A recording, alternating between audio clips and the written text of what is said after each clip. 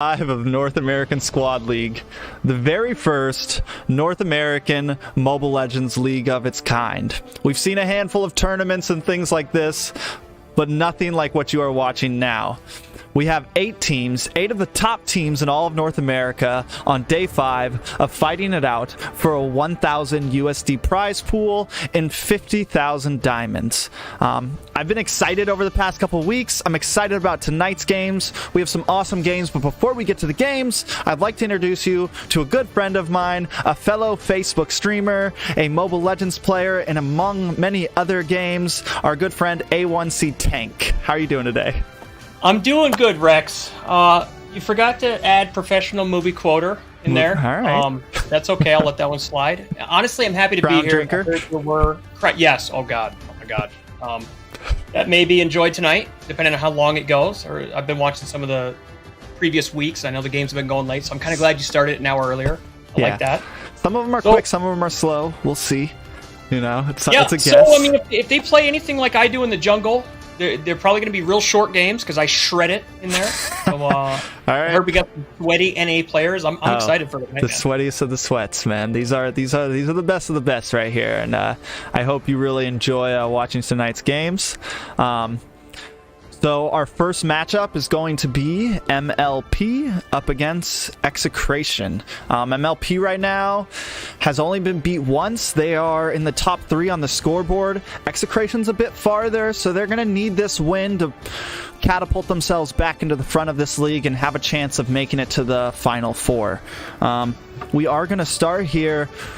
With the little knowledge you do know about each team, do you want to make any bets here? Any first guesses? Who do you think is going to take this? See, you know me, I'm an underdog guy. I like to use the term, we got him late game. All right, we got him late game.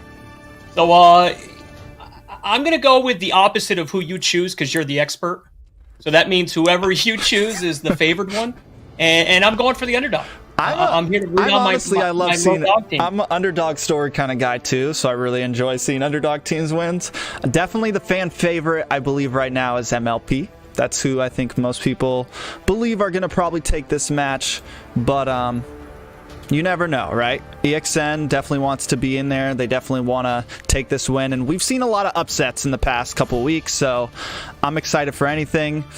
But let's just jump into this draft here.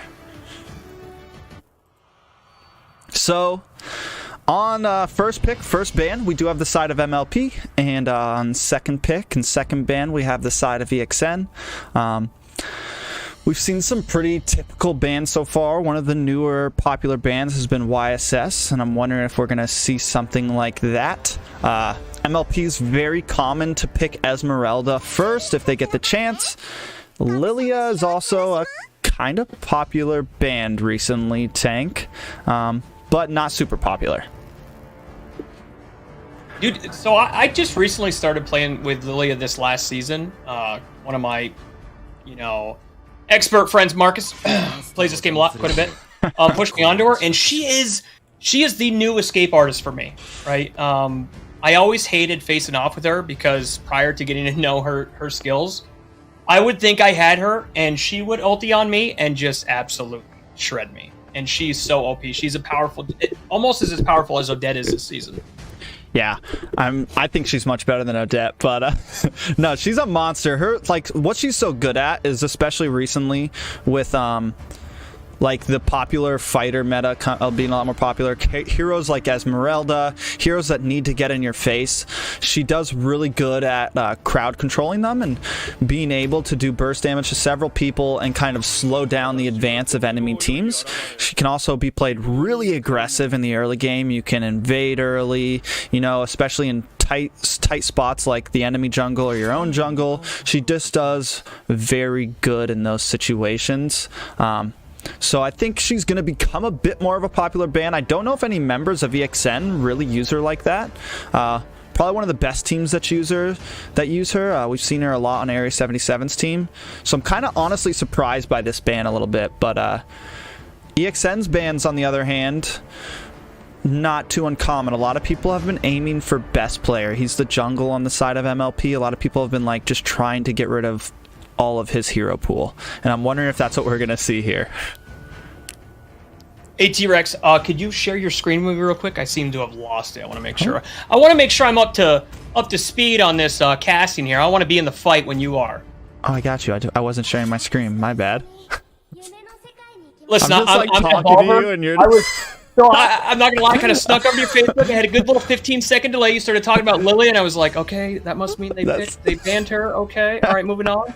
So I'm glad we got that figured out before the game started. All right. You're all right, man. You're all right. What's the score? I'm excited. All right. So I absolutely expected a Natan ban, though. I've been watching from work the last couple games, and that Natan and what these teams can do with him is absolutely insane. yeah, they've been shredding, especially late game.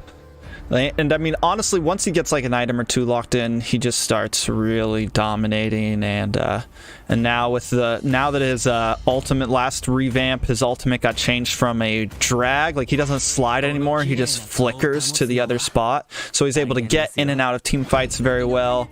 He can pop around walls. And there's that Esmeralda pick I was talking about. MLP consistently locks her in first if she's open. Well, she's just so durable, and I mean, she can just be such a nuisance for the other team. And watching how they've played her, I mean, I always hated the Queen of Shields. I've always hated playing against her, and that's playing against her in the epic tier. So these sweaty NA players with Esme, I would not want to go against her. Yeah, I'm surprised the ban hasn't come out. As G would say, she's thick. She's thick. She's thick. She's a thick girl. She's real thick. She's real thick. But we are seeing that YSS get locked in immediately. And the last day on Sunday, we saw YSS get banned in almost every single game. He only made it in a couple matches. And he's really become a pretty meta hero in the league so far. And it's been enjoyable to see certain heroes like become extremely popular and then bans change around. And YSS was getting banned a lot yesterday. I'm wondering if we're going to see him played a bit more today. Paquito coming in. And I like how this time best player is also, they're trying to get best players jungle in immediately. That way the other team can't ban him out. And Granger coming back in the jungle. So last season you didn't see a lot of that, but with the marksman buff and what he can do now, I'm excited to see him with some of these, with especially with MLP who know how to play these heroes. I'm excited to see him in the jungle. Yeah, he's I mean, there was a minute there where like everybody and their mother was playing Granger. He's Oh, I jumped on that bandwagon. Yeah, he made me look good. He's a monster. He can definitely he could make it. You can say it. He can make look good. Average decent players look good. I'm okay with that. You set me up for it, Tank. It was too easy. So we haven't seen a whole lot of Hylos, and Hylos is he's a good pick. He definitely is. You see him a lot in MPL right now. We've even seen some interesting plays of like jungle Hylos. We're definitely not going to see that now, but he's a great pick. I like the Kufra pick. He's going to be able to help counter that Paquito dash, counter that YSS dash, give a little bit more protection to this Granger from them trying to come in and pick him off. At this point, we are going to see some more bans coming in. EXN's probably going to aim for mostly mages here, try to ban out Nicolette and shorten her hero pool, to whereas MLP is going to probably want to take out possibly mages and maybe offlaners. I like the Hylos pick. I think I never saw much use for Hylos last season. The season before that, Hylos was an OP tank. And this season out now, I hate playing against him. Yeah, he's a pain. I think his CC is phenomenal, and he's just such a durable tank. The guy can take a beating. And he's just constantly outputting damage to everybody. Then he's slowing you down. I mean, there's times when a Hylos gets on you, and there's just no way to get away, I'm wondering what some of these last picks are going to be. From the side of MLP, Nicolette's still going to need to lock in a mage. With Lao Yi and Eve both gone, along with Lunox and Lilia, I'm guessing we might see a Farza here. Yeah, let's go with Farza. Bring her out. Show me the birdie. Kakami to victory. That's definitely a possible pick, but EXN does have the pick first, so maybe they lock in that Farza first, and don't leave much for Nicolette if they do that. What do you think? Who do you want to see? Who do you want to see here, Tank? I want to see the Farsa come out. I mean, Mathilda's still there, but both teams have a tank, so I doubt they need the support. But not seeing her chosen, I'm surprised. She's pretty OP, but right now with her needing the mage, I think Farsa is just a lot in here. There she is. There she is. That Estes pick though. That caught me off guard. I was literally just saying I didn't expect a support to go along with the Hylos. Yeah, because a lot of times recently we've been seeing Estes tank, or kind of like, a little bit of both worlds. Kind of a hybrid build between mage and tank. But with Hylos as tank, we're definitely most likely going to see that Estes go mage, unless we see something very abnormal, like, Hylos off lane or something like that, which I would enjoy to see also, but definitely a little surprised by that. But it's not a terrible pick. It's going to give that sustain to the Hylos. It's going to give sustain to Washiasu as Paquito, and it's going to help these team fights last a little bit longer against the burst damage of this Granger, Farza, and now Brody. They're looking pretty bursty on the side of MLP right now. I wonder what they're going to choose to counter. They come Clint, okay, he's got the distance too. Yeah, definitely both teams looking nice in the late game. I mean, we've seen Clint. Clint's been a popular gold lane pick recently in this season. He does crazy burst damage then. He does really good against Esmeralda, does good against some of these beefier heroes, especially in the late game. But right now, the early game with that Granger and that Farza and that Brody looks pretty mean from the side of MLP. Who do you like right now? With this draft, I mean, I'm going with MLP. All right. I just think it's so balanced, and Farsa and Granger late game, the damage they are going to put out, even Brody's damage is going to be a lot to come back with. So what we're looking at right now, we're going to have Sir Bossy as Esmeralda and the XP lane on the bottom, up against Washiasu with Paquito. In the gold lane, we're going to see Brody up against Clint. And in the mid, we are seeing that Estes as a support. The Hylos Estes taking mid lane. Yeah, and that Hylos is definitely going to be able to give them some early aggression like we're seeing now. I'm wondering if they're going to try to push to maybe harass the enemy blue, something like that, get in their jungle a little bit, though he is pretty low right now. Hylos playing really aggressive here, knowing he's got Estes there to back him up. But my god, I thought he was going to take that first blood. That was close. Yeah, Ray, though, BTK Ray needs to be careful because he's pretty low health here, too. We might see an early game death already. Washiasu rotating up from the bot lane with Esmeralda following behind, and everybody kind of backs off. Nobody gets the... Washiasu does get that Bulbasaur, does get that Cabbage Patch. But again, I'm thinking I would like to see some early game aggression here, but I don't think we're going to see too much invading. I don't think the invade's going to be there. I think you'll see Hylos and Estes play pretty aggressive, knowing that support's there. Farsa's going to have some trouble with these two. She's not going to put out the damage that you would normally see out of Farsa until later in the game. But she's got that escape ability, that mobility right there, which really helps her out. Yeah, but her getting caught down there is going to make it so the rest of the team is up here. Granger coming in, and a first blood does go to Brody. Goes to Regrets, capitalizing, getting a first blood onto that Clint. But in comes Extraction, trying to get some retaliation. They are pushing, but the burst damage from that Clint landing on. He dives in, but is not able to finish off that Hylos. He now has to tuck tail and run, as Nobody Chan responds with some damage of his own. Love seeing the clashes like that. You can tell they're probably going to try and steal some gold here on this tower. Barsa's still hanging around. I mean, she does have that mobility to get out of there, but she is pretty low. Yeah, she didn't hit. She finally hits level 4. Is going to be able to zone them off. Oh my god, some huge damage, but no flame shot or anything to try to capitalize and steal that kill onto STs. We are having the first turtle up tank. And with all of the distraction going up at the top, best player does get the first turtle of the game. Looking at the gold lead, MLP slowly creeping ahead, Tank. Both teams still pretty close, though. It looks like Esme's going to have bottom lane to herself. Yeah, Esmeralda's... Arceus had great mana management here. I would have already... And she escapes there. I would have already had to have gone back twice. I think she's doing a phenomenal job staying in this fight, not having to recall back to the base. That's really helping them out. Yeah, and also what I also have to point out is Washiasu, the members of EXN, the offlaners at least are doing a pretty good rotation. They're knowing when to come to the mid lane, when to help out in these team fights.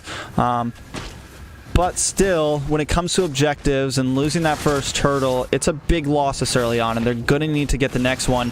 And look at MLP coming in, getting another kill onto Clint. Clint slowly falling behind. Hylos caught in the midst of Farz's ultimate, and more burst damage coming down. That is a 4-player wipe going to the side of Execration. MLP dominating only 4 minutes in.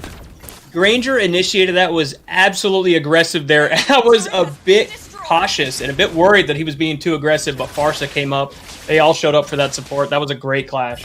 Yeah, and you know, that's something, the side of EXN right now, picking that Estes, they're going to have issues in the early game here. They don't have the damage output, and they don't have the tankiness. They're squishy, and they don't have a lot of damage. And another big pick from, oh my god, a great pick from BTK's Ultra diving into the tower.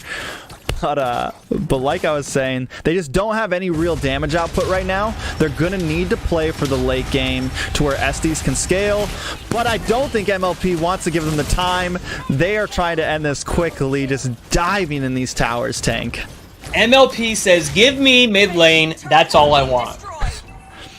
They're playing extra aggressive right now. I think they know they don't want to deal with Estes at 15 minutes, you know what I'm saying? So they are just going to try to push like they're doing now. Sir Bossy securing another kill onto Washiasu. I think you're absolutely right. They know they have early game, and they are playing very aggressive and confident, and you can see that in the rotation. Yeah. They take another turtle.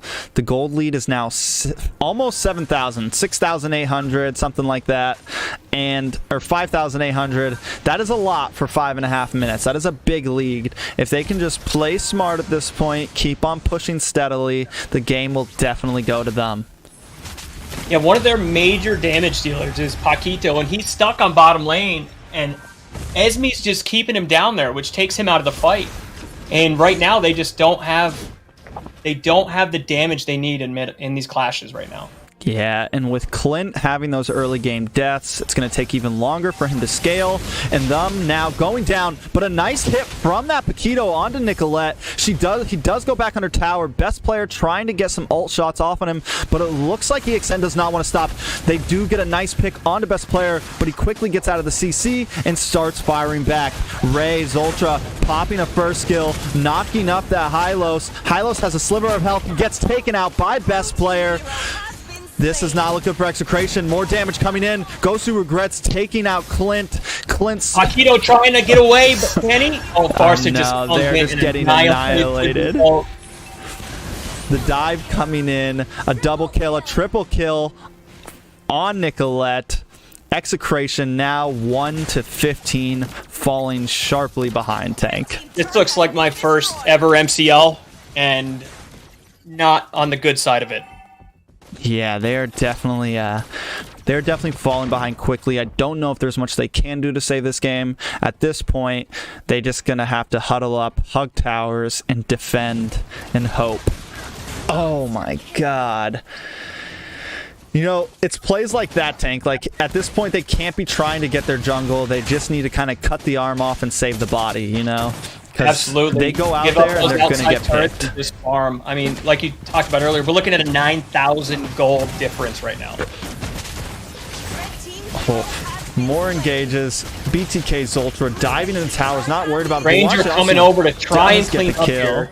Yeah, Granger does come in, but they still, another 2 members down. The only person that died on the side of them is Zultra. Tank, what do you at this point, what do you think EXN can really do to possibly turn this game around?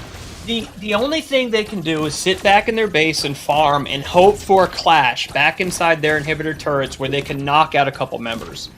It's obvious they're not going to win outside of their base right now. They need the gold. They're completely underfarmed. 11,000 gold down. Yeah. I would not be playing aggressive at all if I was them. Yeah, at this point, And that's very hard for me to say because I love getting thirsty. hopefully they can at least get this blue buff. But Zoltra sitting in the bush, trying to check other ones. You know, they're really just needing to play back. They cannot even take a team fight. There's no way they can win a 5v5 right now with the gold lead in the hands of MLP. And it looks like that's what they're doing. It looks like they're backing off a little bit. They know they can't win if they keep on trying to go head-to-head with them. Brody poking here with that distance. Granger looking for an in. They're going for the damage dealer, Paquito, and they have him isolated and taken out. This clash could be it. They get that middle inhibitor tower. Some more damage coming on to Estes. A triple kill, the best player. Can he cop himself a maniac? This Nicolette takes the 4th kill, but it's all right. Sir Bossy sitting inside of the base, not worried. This could be a quick game. You said you're wondering if these games are going to go fast or slow, and it looks like game 1 of the night is going to be a fast one, Tank. It does look that way. We knew that MLP had the early game draft. If they can finish this up, it doesn't look like they're going to have any pushback. It looks like they're going to walk right through this. Yeah, Esmeralda going in, taunting. A big ult coming in from Koopa with the flicker.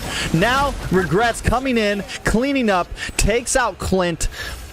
What a beautiful ult that was from BTK's Ultra. Flickering inside, hitting them against the wall, and setting up a perfect set for the rest of his team, Tank. So you did see, I mean, they really did take, for the first time in that clash, they took some damage, had to back off. It doesn't look like they're going to recall. They're going to stay up there, freeze the lanes, keep the pressure on. But see, and like right there, every time they try to come in, Nicolette's there ready to zone them away. Every time best player gets a little caught off from that Paquito, here comes Farza coming in to pop her ult and zone the rest of the team away from her team. Making the smart play here, backing off, going and taking Lord, just to make sure that we don't give them that extra chance. We're at 10.5 minutes now with the Lord coming. Yeah, it's looking rough for EXN. MLP closing in, freezing lanes. It doesn't even look like they're freezing lanes. They want to take this as quick as possible. Huge damage coming in from Farza and best player. Double kill going to Granger. They are going to finish this game right now and not waste any more time. They didn't. That was, I mean, textbook. You know, I was a bit worried when I saw the support and the tank pick on the draft. And I thought maybe they had a plan, maybe they had an idea, but I just can't ever see that. I can't ever see that winning. You just don't have the damage. The damage is not there with a support and tank on the same team, especially when you've got some massive damage dealers like Farsa, Granger, Esme that can take it. Brody, when Brody gets built up, his distance, his damage. I mean, that game, hands down, that was an MLP all the way. Once they got that first, I think it was like a double or a triple kill in the top lane, I knew it was going to be bad for Execration. Like Granger, once he starts scaling early like that, I mean, look at him. Best player went 12-0. Had 29% hero damage on his team. Like, once he starts scaling like that, it's going to be a rough game. And the fact that I think Execration really just need to play a slower game and try to, and like, maybe focus for the late game from the very beginning. Like, listen, we're not going to take too many team fights early on. We're just going to try to get this Estes and this Hylos where they need to be and get our Yusun Shin where he needs to be, you know? But instead, they got caught up in some bad team fights early on, and from there, it just went downhill. I agree. I would have liked to see what Execration would have done at that 15-minute mark had they played it a little more passive, played it a little safer. Let those big heroes get that gold damage up, but I mean, congrats to MLP. We never made it that far. Yeah, let's get back to this caster desk and get these. This is my favorite part right here because you get to see yourself, right? This is my favorite part. This is where we just get to hang out, you know, no stress that the game's on. I had to put my shorts back on and grab a water, and we're good. I'm ready. All right. So I'm pretty sure these teams are pretty ready to go. If you had to guess from game one, do you think Execration can make a comeback here? I think they can. I mean, all it takes is that one big clash, and especially now, I think they know they need more damage, especially early game. I don't think you'll see the support tank draft this time. For sure. I think they definitely, hopefully they learn from their mistakes there. I think right when we both saw that, we were like, oh, that's looking bad. And then MLP just went full throttle and locked in more early game heroes and knew what they had to do. And I thought they were going to make me look bad because I did just say, Mathilda was still out there, but obviously they're not going to go with the support. And then boom, they dropped Estes on me. Right? And I'm like, oh, okay, now if they win, I look like a real jackass here. This should be interesting. Not that I wanted them to lose. I just at that point it's like, how dare you? Yeah. Okay. It's like, okay, call me out. All right. Well, we'll see how it works out for you. All right, we're gonna jump back into teams are readied up. Ping checks are all good. Let's jump right back into draft number 2. Game 2 of the first series of day 5. This time we are going to see Execration with first ban, first pick, and we will see MLP on the second ban, second pick side. I'm curious to see if they come out and ban one of those meta heroes they just faced. Yeah, that's something that's always interesting to see. Like, when teams start switch after losing a game, do they switch up their bans? And right now, it's looking almost exactly like we saw before. It is. This is not what I would have expected from MLP. Absolutely. Why change what just worked for them on their bans? But not from Execration. But we'll see. We'll see what they go with this time. If they go with some of the same heroes and just change up a couple of the classes, or if they go with a whole new set. Yeah, I mean, they definitely. The thing is we're going to see the high boost in the lane because they don't want to put that in the hands of MLP. So it's like, it's not that they exactly lost on what they banned last time. It's they lost in their picks and they lost in the game. So they may not switch up their bans right now, and they may just not pick that Estes.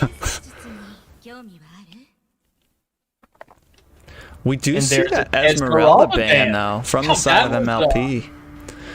I mean, it was interesting. Definitely, because they're a common team to pick it.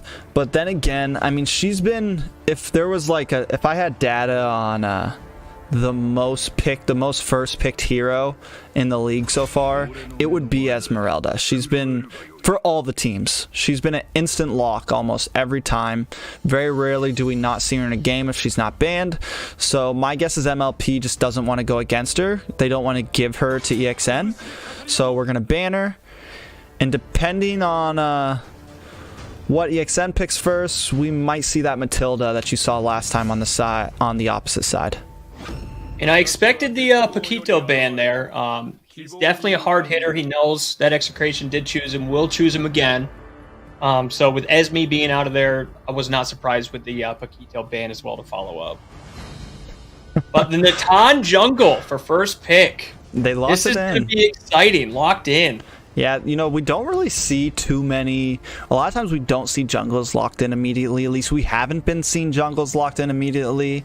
But this time, I feel like with the Natan open, yeah, they want to lock him in. They feel like he's going to be a game changer. We've got the dragon, which I like to call the purple noodle when he goes into his ult. Purple noodle. Just an amazing hero to have for those team clashes. He can just cause so much damage. He's got some CC in there. He's durable. He's definitely going to support that tank and be able to be that front line.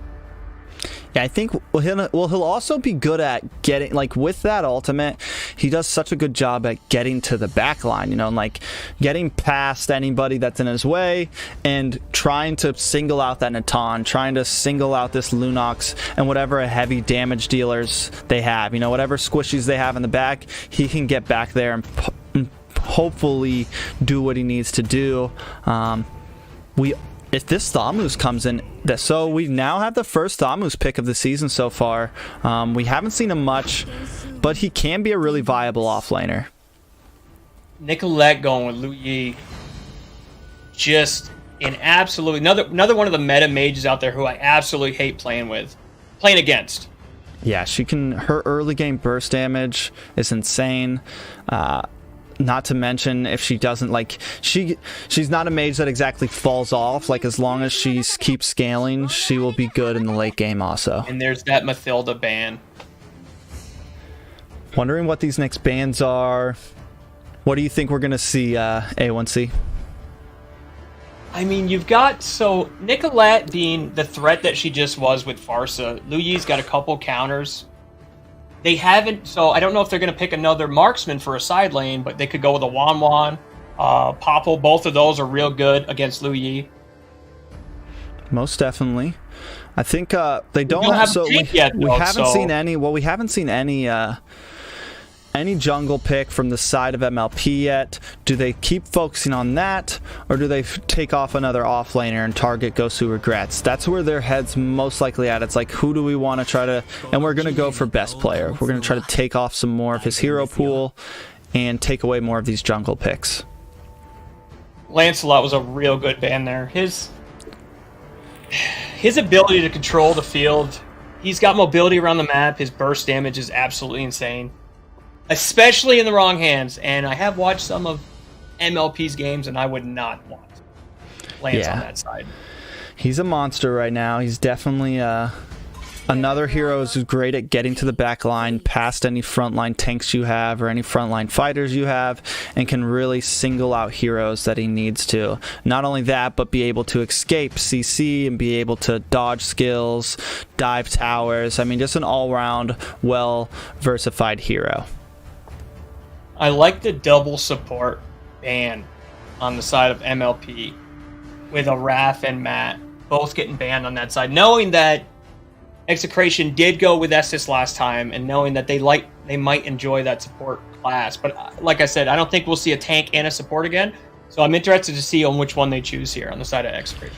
Yeah, Raph Tank and Matilda Tank have been pretty popular picks. I mean, they're not an every game thing, but we are seeing it, and I like. So EXN definitely targeting the hero choices of MLP right now. Now taking out that Brody that they know Regrets likes to play in the gold lane. I do like those picks, but they are now giving Clint over to them. Clint, I'm excited to see what Regrets does with Clint. We know his damage output. I know we didn't see it last game from EXN. We didn't get there. He just didn't have the support he needed, but the damage output in the distance is absolutely crazy from Clint.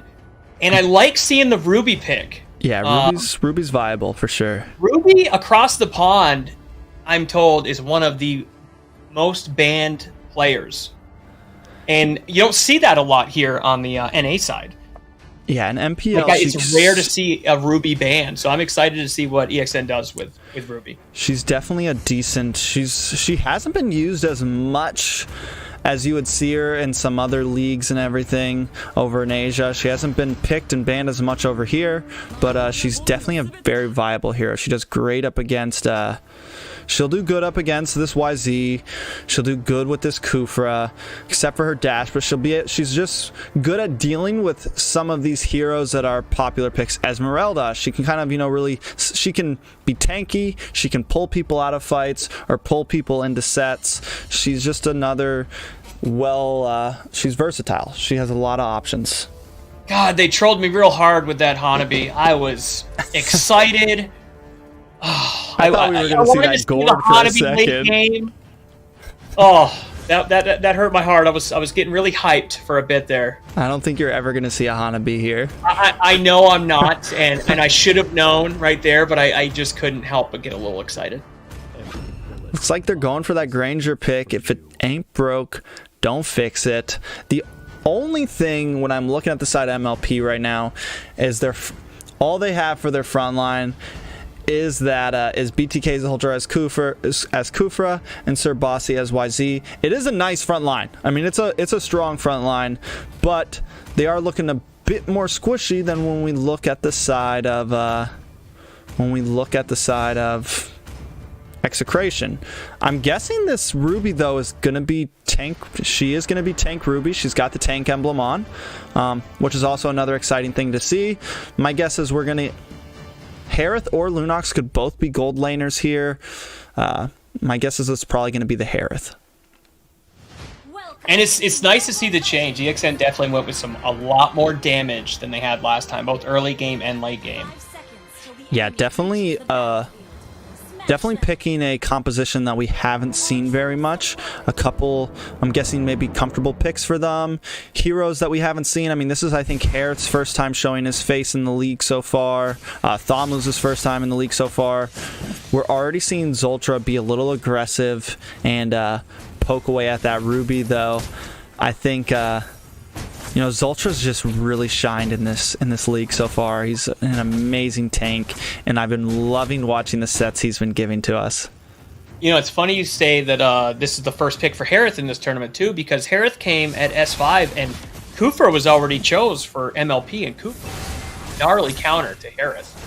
Oh, I was a bit surprised to see that at the beginning.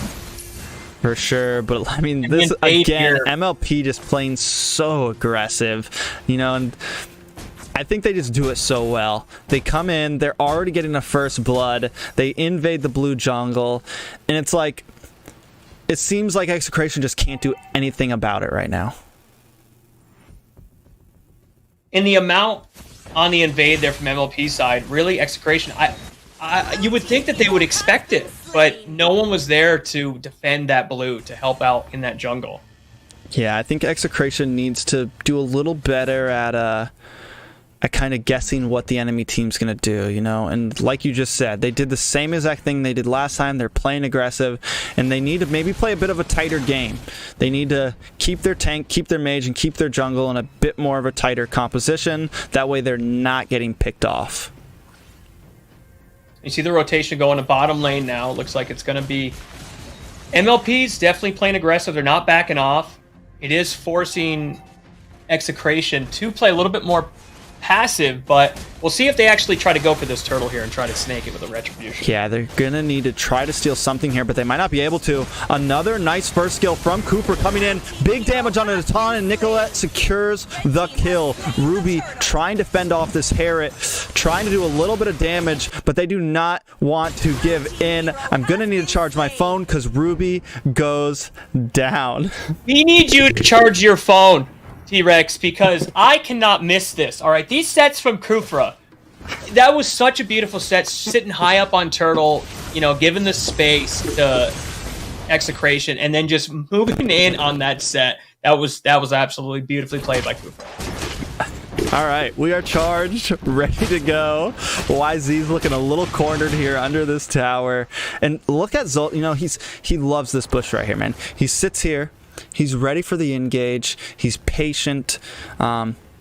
He gives his teams the sets he needs. And right now, Gosu regrets sitting at 0-0-0. Yes, Clint doesn't have any kills yet, but all he needs to do is survive and scale to the late game.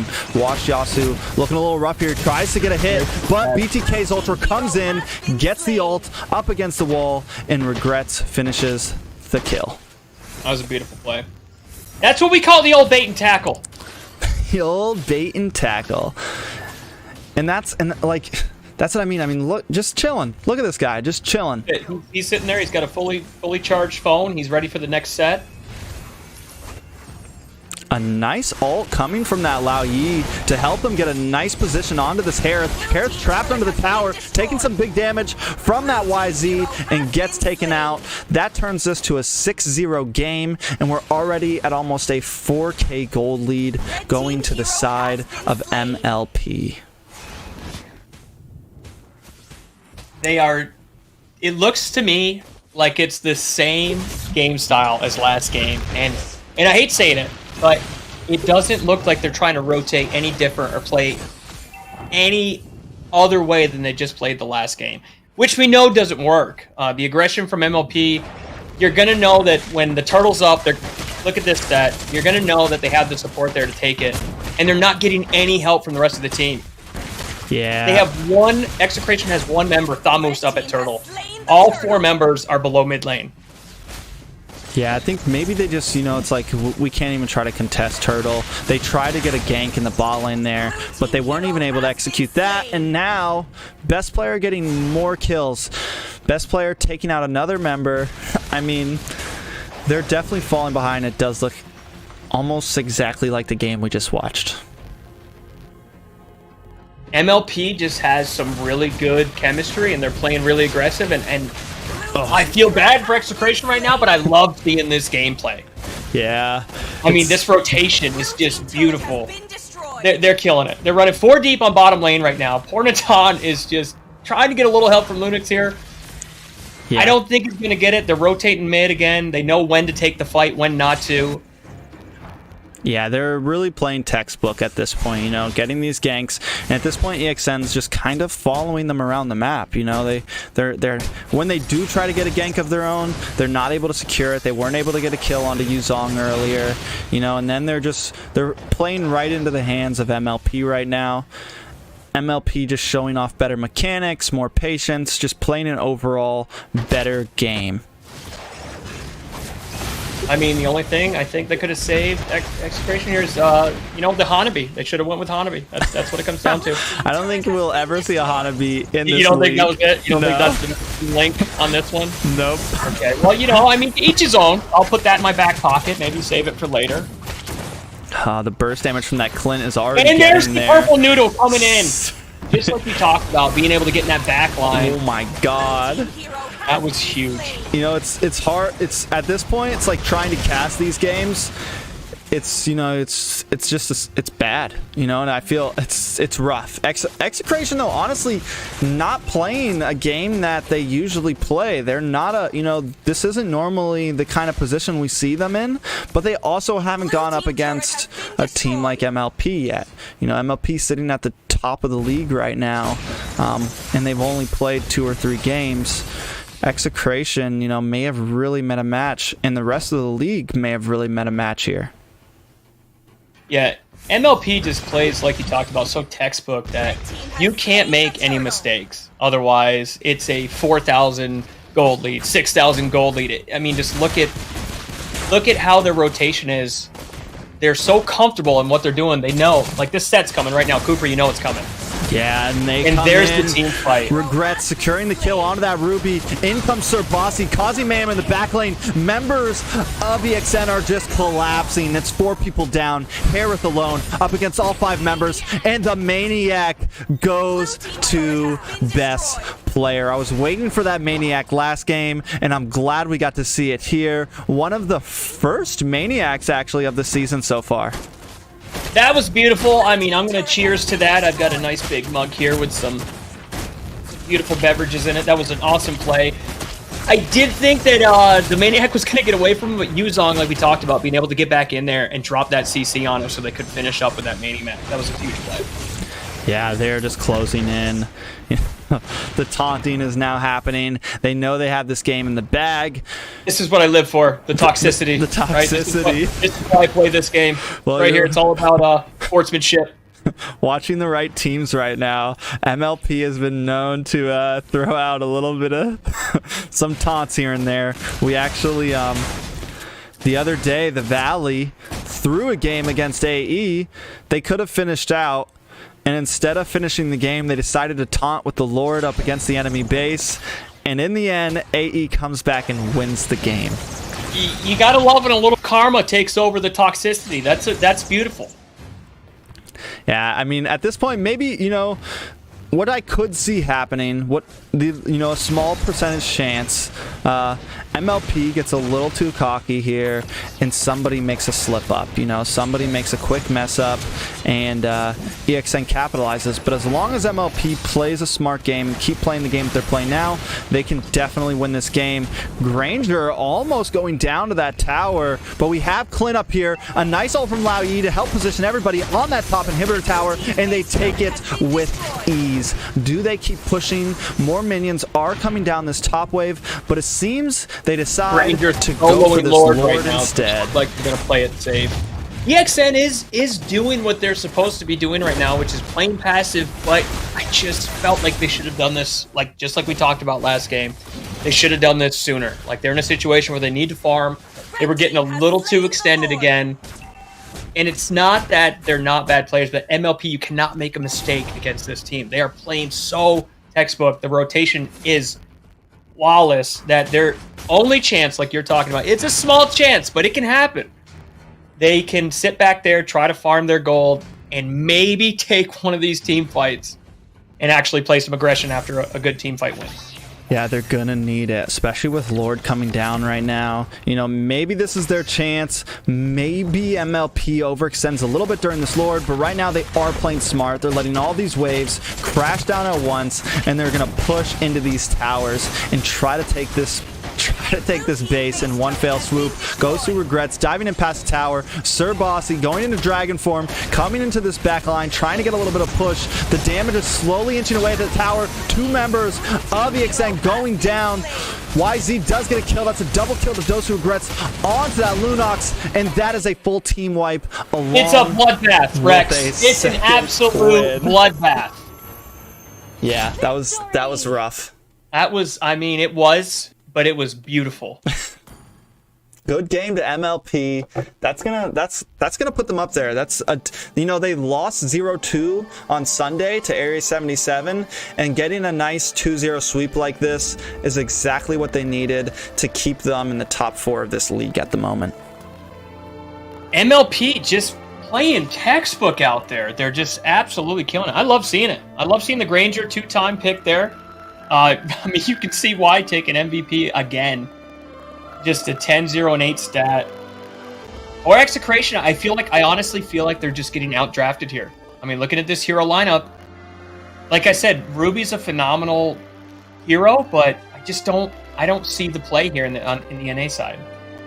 Yeah, they definitely overall MLP just played the better game, because it's not like they completely got outdrafted or anything. You know, MLP just really played the better game. Their mechanics shown. Zoltro with that, with the patience of sitting in those bushes and helping set up those checks. He just did an overall great job, and those plays were just able to help secure things.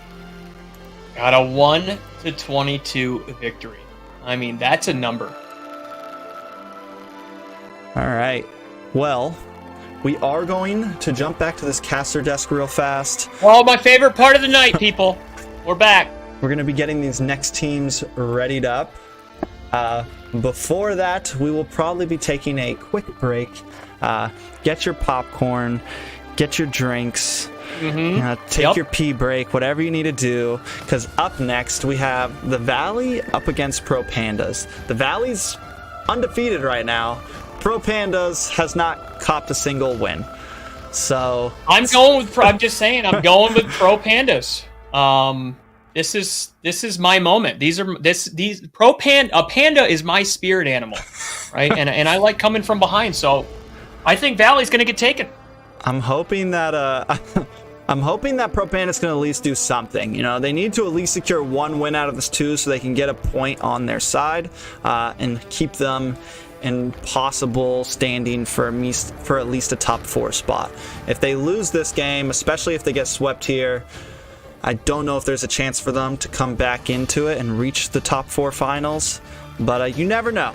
We've seen some crazy things so far. We've seen some real upsets, so we might see it again. So stay tuned. We will be right back.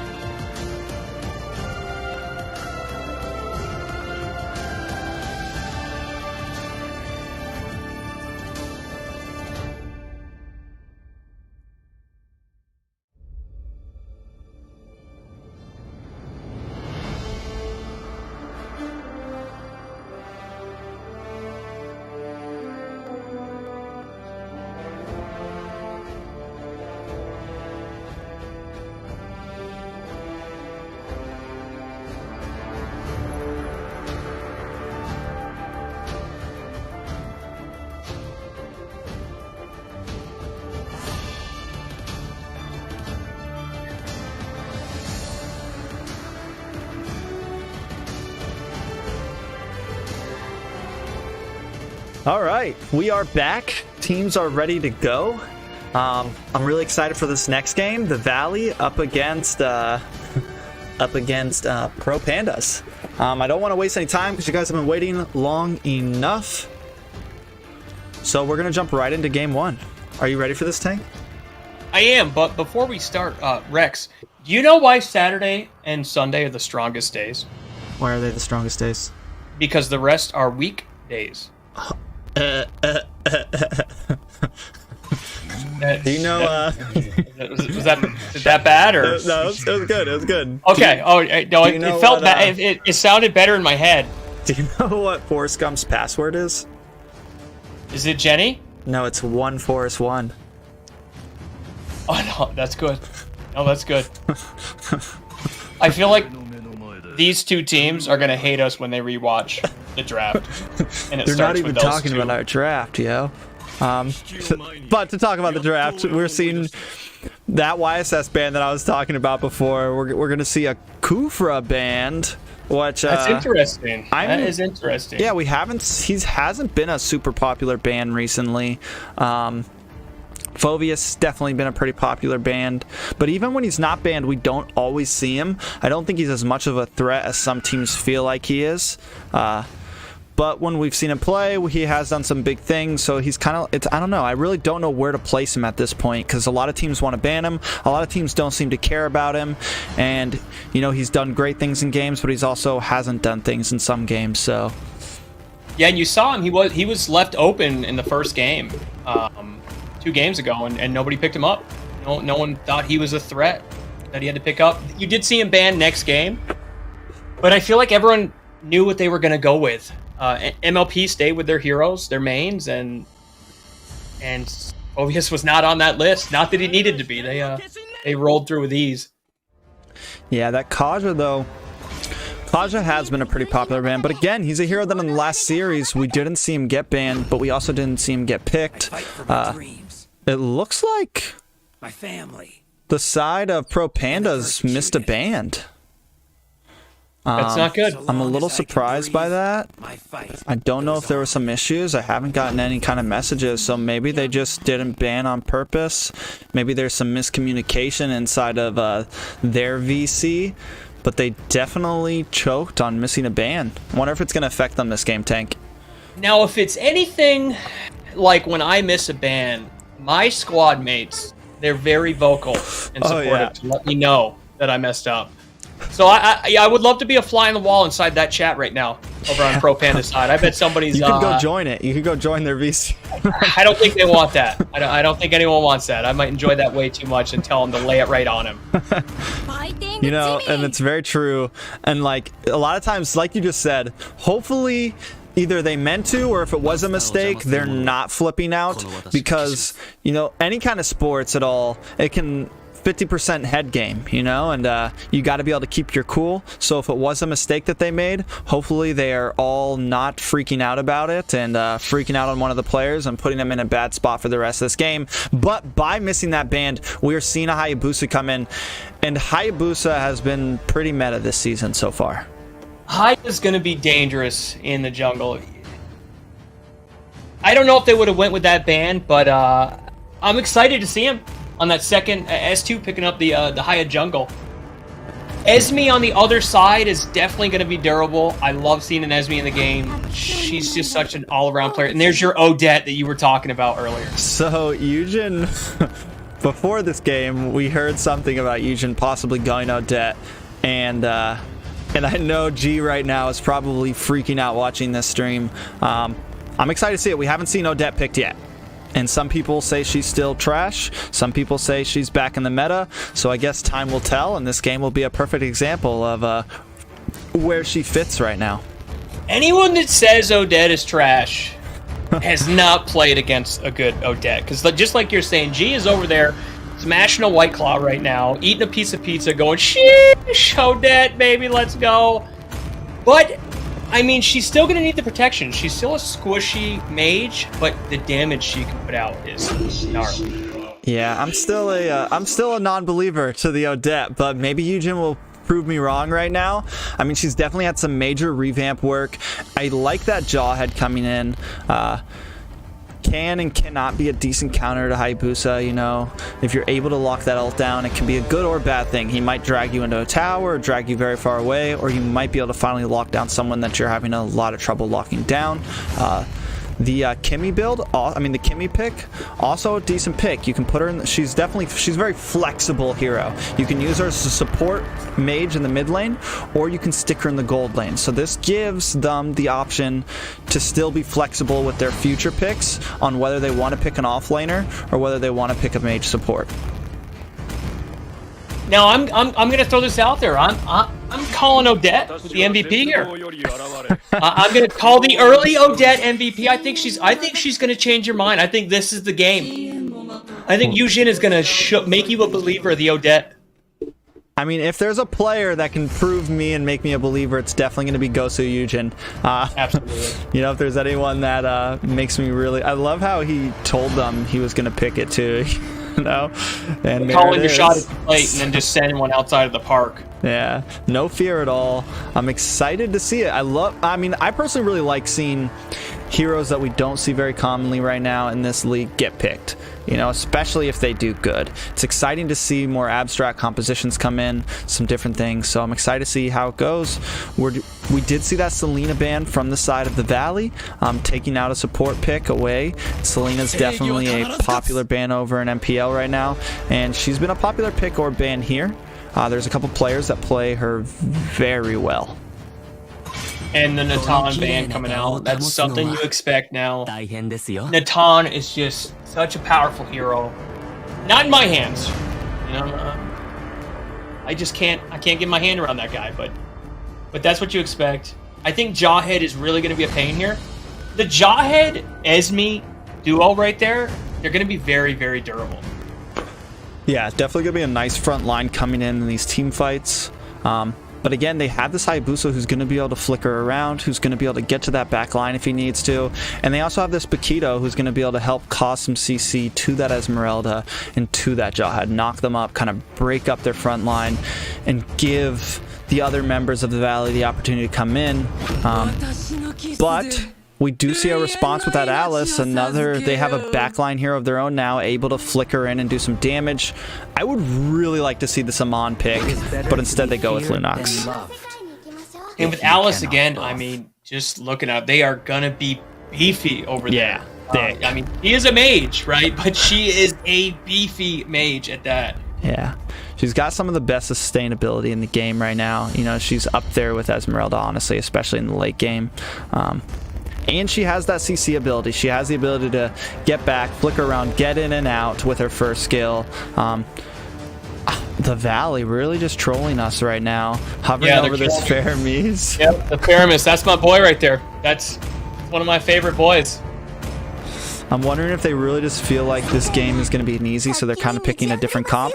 Now, when I do look at their comp right now with that final pick, they are pretty heavy on magic damage. You know, they have 3 members of their team magic damage. They are securing in that Raph support tank, which is going to help give some sustainability and some movement speed to the side of the Valley, to whereas when we look at the side of EXN, they decided to go with Roger as their hyper. I like the Roger pick here at S5. Yeah. I like Roger going hyper, especially with the durable team they've got and Roger's speed. You know, a lot of my squad, they'll run Roger, and we've got one simple philosophy: it's feed the Roger, right? The guy's OP when he gets stacked up. So I'm excited to see what happens here. I like the draft on both teams. Yeah, definitely a decent draft. Overall, I'm feeling like Pro Pandas could play a pretty early aggressive game here if they wanted to. You have some nice lane cutters on the offlane with that Esmeralda and with that Alice. And then you also have this Jawhead and this Roger and this Kimmy who can do a decent invade if they want to. Kimmy can keep her distance. Jawheads are known to try to steal red buffs immediately. I'm wondering if we're going to see that from Pro Pandas or not. Oh, you're being trolled by Alice right now.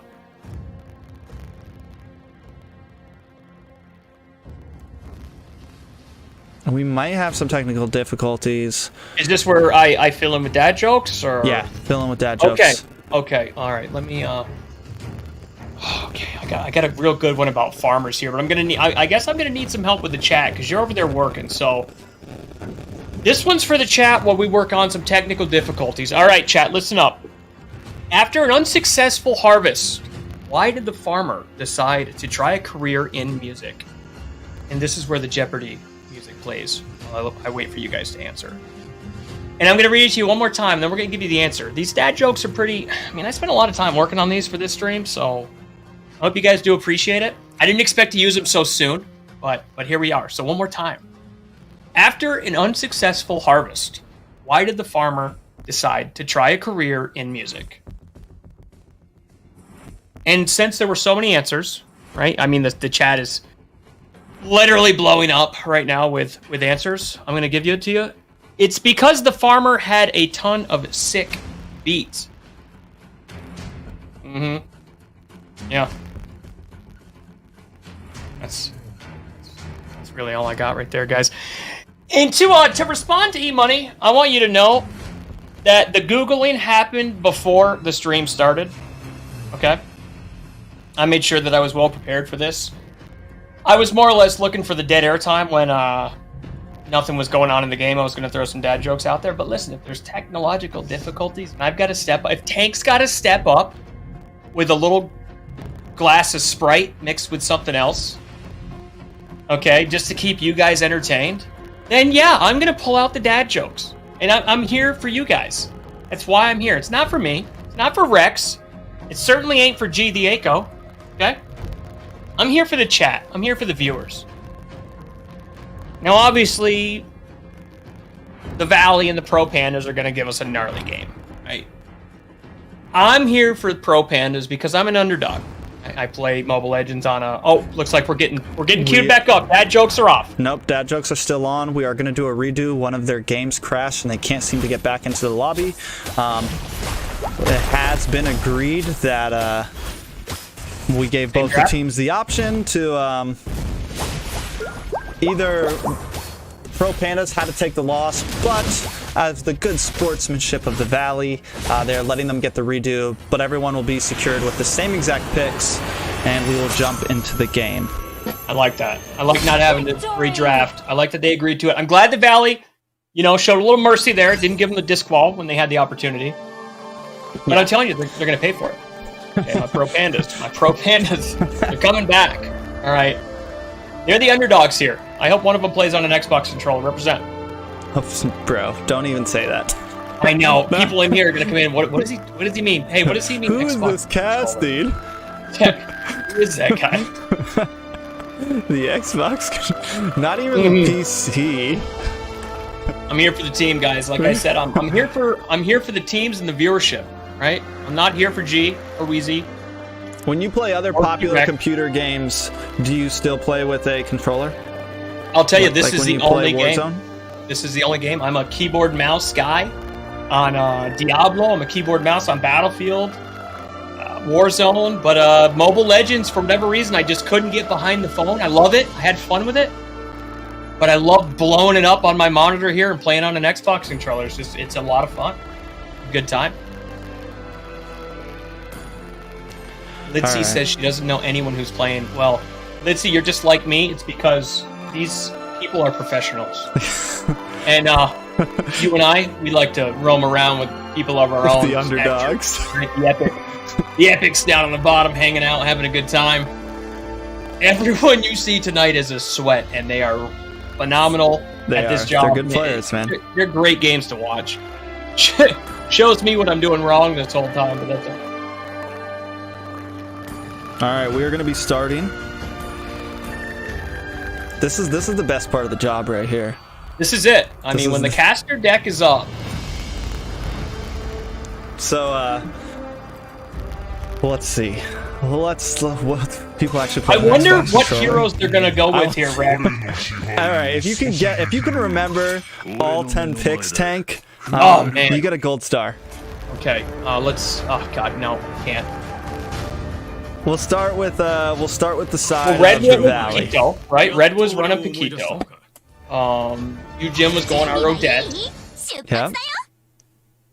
Now I can't remember the order. Who was their jungle? We had a Hayabusa jungle. Yep, there we go. Now, who was the rest? What were our off lanes? Okay, hold on here. Okay, we were facing a Jawhead on the other side. We had an Esme over there with Pro Pandas. We had a Roger jungle. I was excited about the Roger hyper. Yep. We had a Raph over on the other side for the support tank. This is true. I'm really reaching here. Yeah, we had the Jawhead already. You run out of time. I am. I'm too short. For my dreams. I'm So we too got short Hayabusa, right Odette, Paquito, Rafaela, And the persecuted. and now. Missing. We had the Roger. We called all these out. Get these already. My fight. we know goes we had on. Kimmy on the side of, Oh, Kimmy. and then they had the Alice. So that's the Oh, full team for. Kimmy. But we're still missing the offlaner on the Still side missing of one, the Valley. You know what? All that comes to mind right now are some dad jokes. I can't think of it. All that comes. True. True. All right. So what do you think this next band's gonna be, Tank? You know, I kind of love that they actually did go with the same bands, I think, right? yeah, Like, except for the Layla could have band. changed They it had up, to you fit in know, the and gone Layla with band. anyone, but they said no. We're gonna literally stick with exactly what we had. You gotta respect that from both sides of the aisle. And the fact that they remembered. Because obviously we can't. Yeah, no, I think I was sitting at about 8. You kind of threw the Alice out there. I was impressed with that. Lunox, good for you, Lunox. It's going to be Lunox Gold Lane. See, even if I was a time traveler, I'd come back and be like, man, who had the spread? What was that spread again? How does that work? So yeah, we are going to be seeing Lunox in the Gold Lane, which is going to be cool. We're going to see this Odette as support. And then, again, I'm guessing... No. Bruh. No, we can't do that. That was a Kimmy. So what's happening here, my friends? And I'm all about the Pro Pandas because they are the underdogs. If you were in Vegas right now, you'd probably have a good 21 odds against the Pandas. We had some technical difficulties, so we had to reset the game. And both teams agreed. Both the Valley and Pro Pandas agreed to go with the same set as last game. Unfortunately, our S5 went with a Beatrix, and last draft that was a Kimmy. So I believe we are going to have another reset here.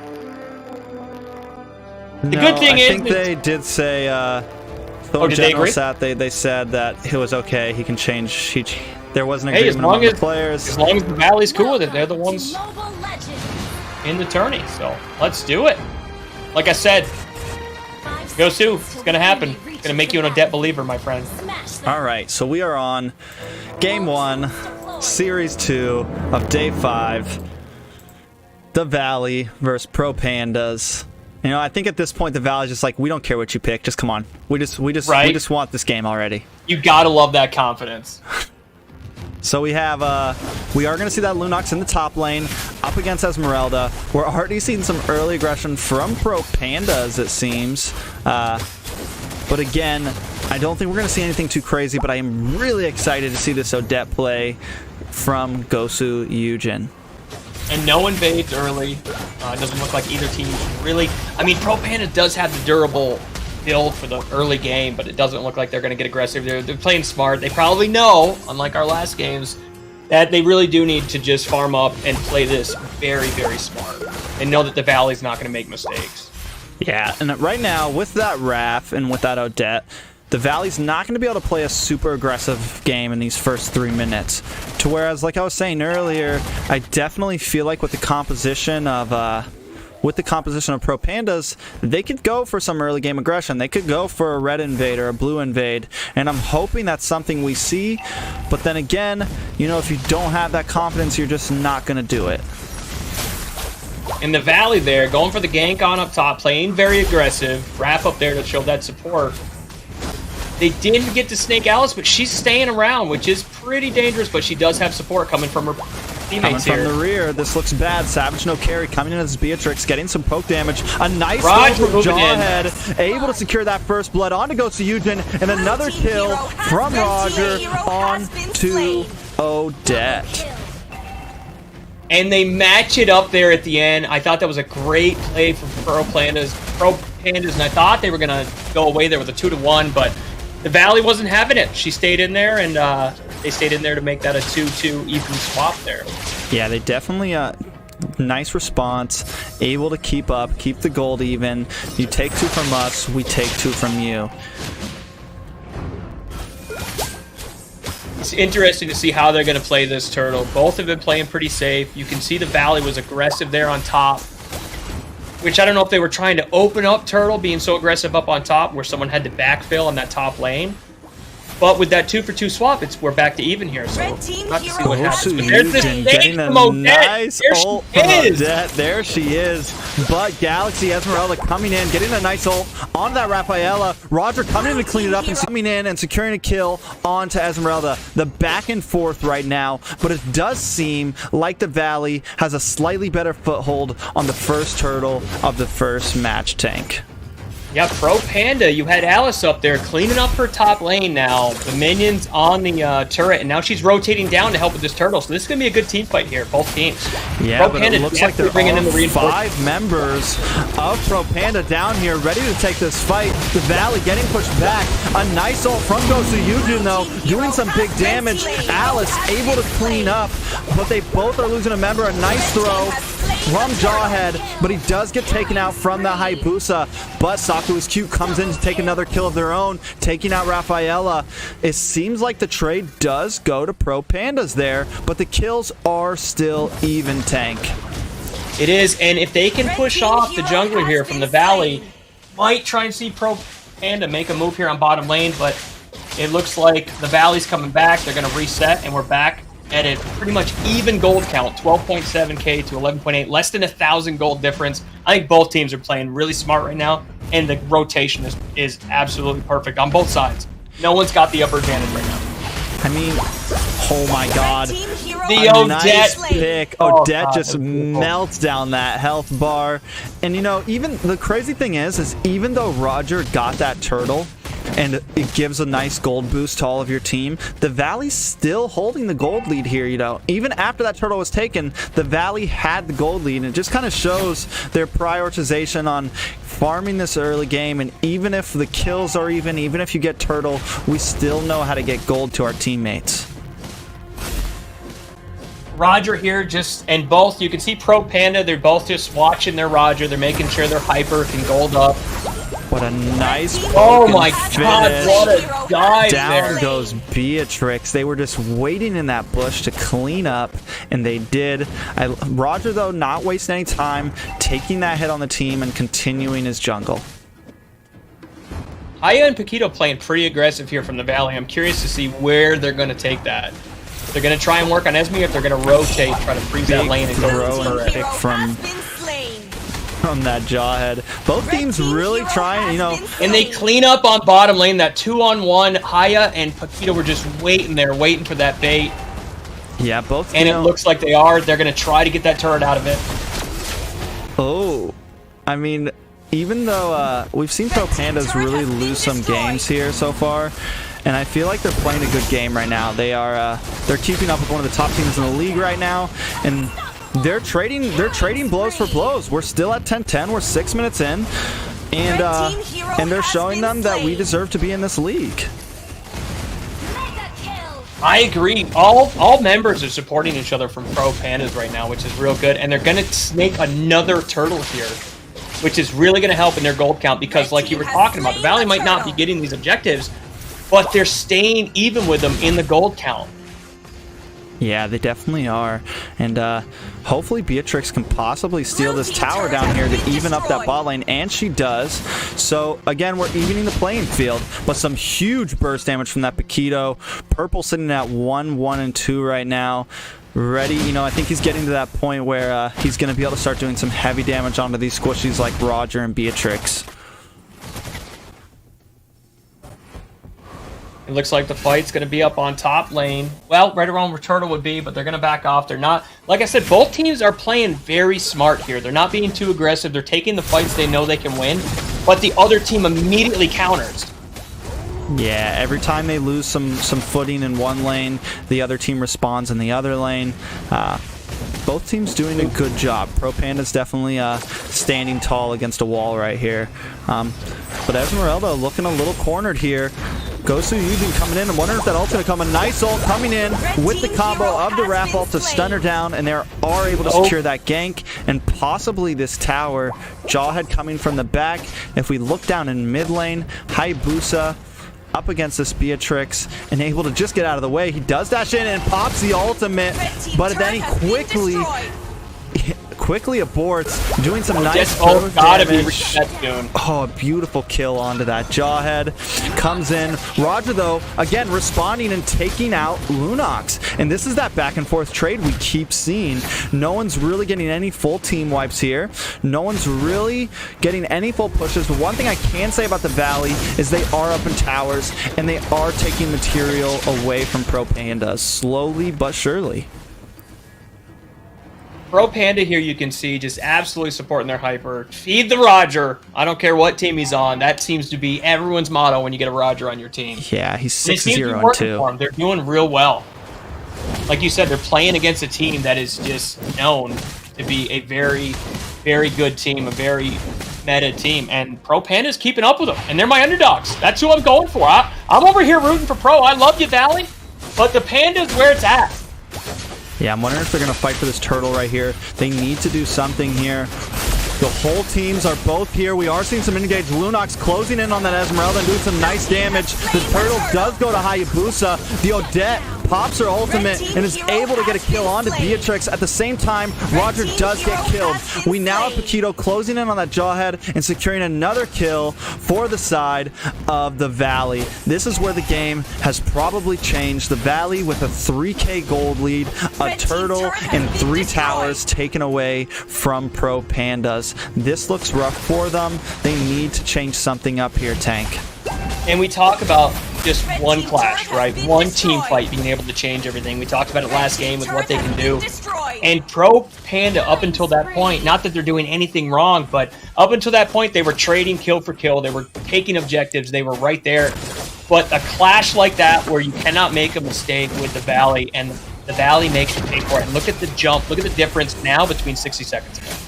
Yeah, I mean, it's a game of, we talk about it sometimes, it's a game of seconds, it's a game of minutes, it's a game of an item or two, another big pick onto that Esmeralda. And I think Esmeralda, we saw it in the last fight in that turtle fight, she was a little out of position. Instead of being with the rest of her team, she was up against that Lunox, and Lunox is going to melt her down. You know, like, Lunox is a tank killer.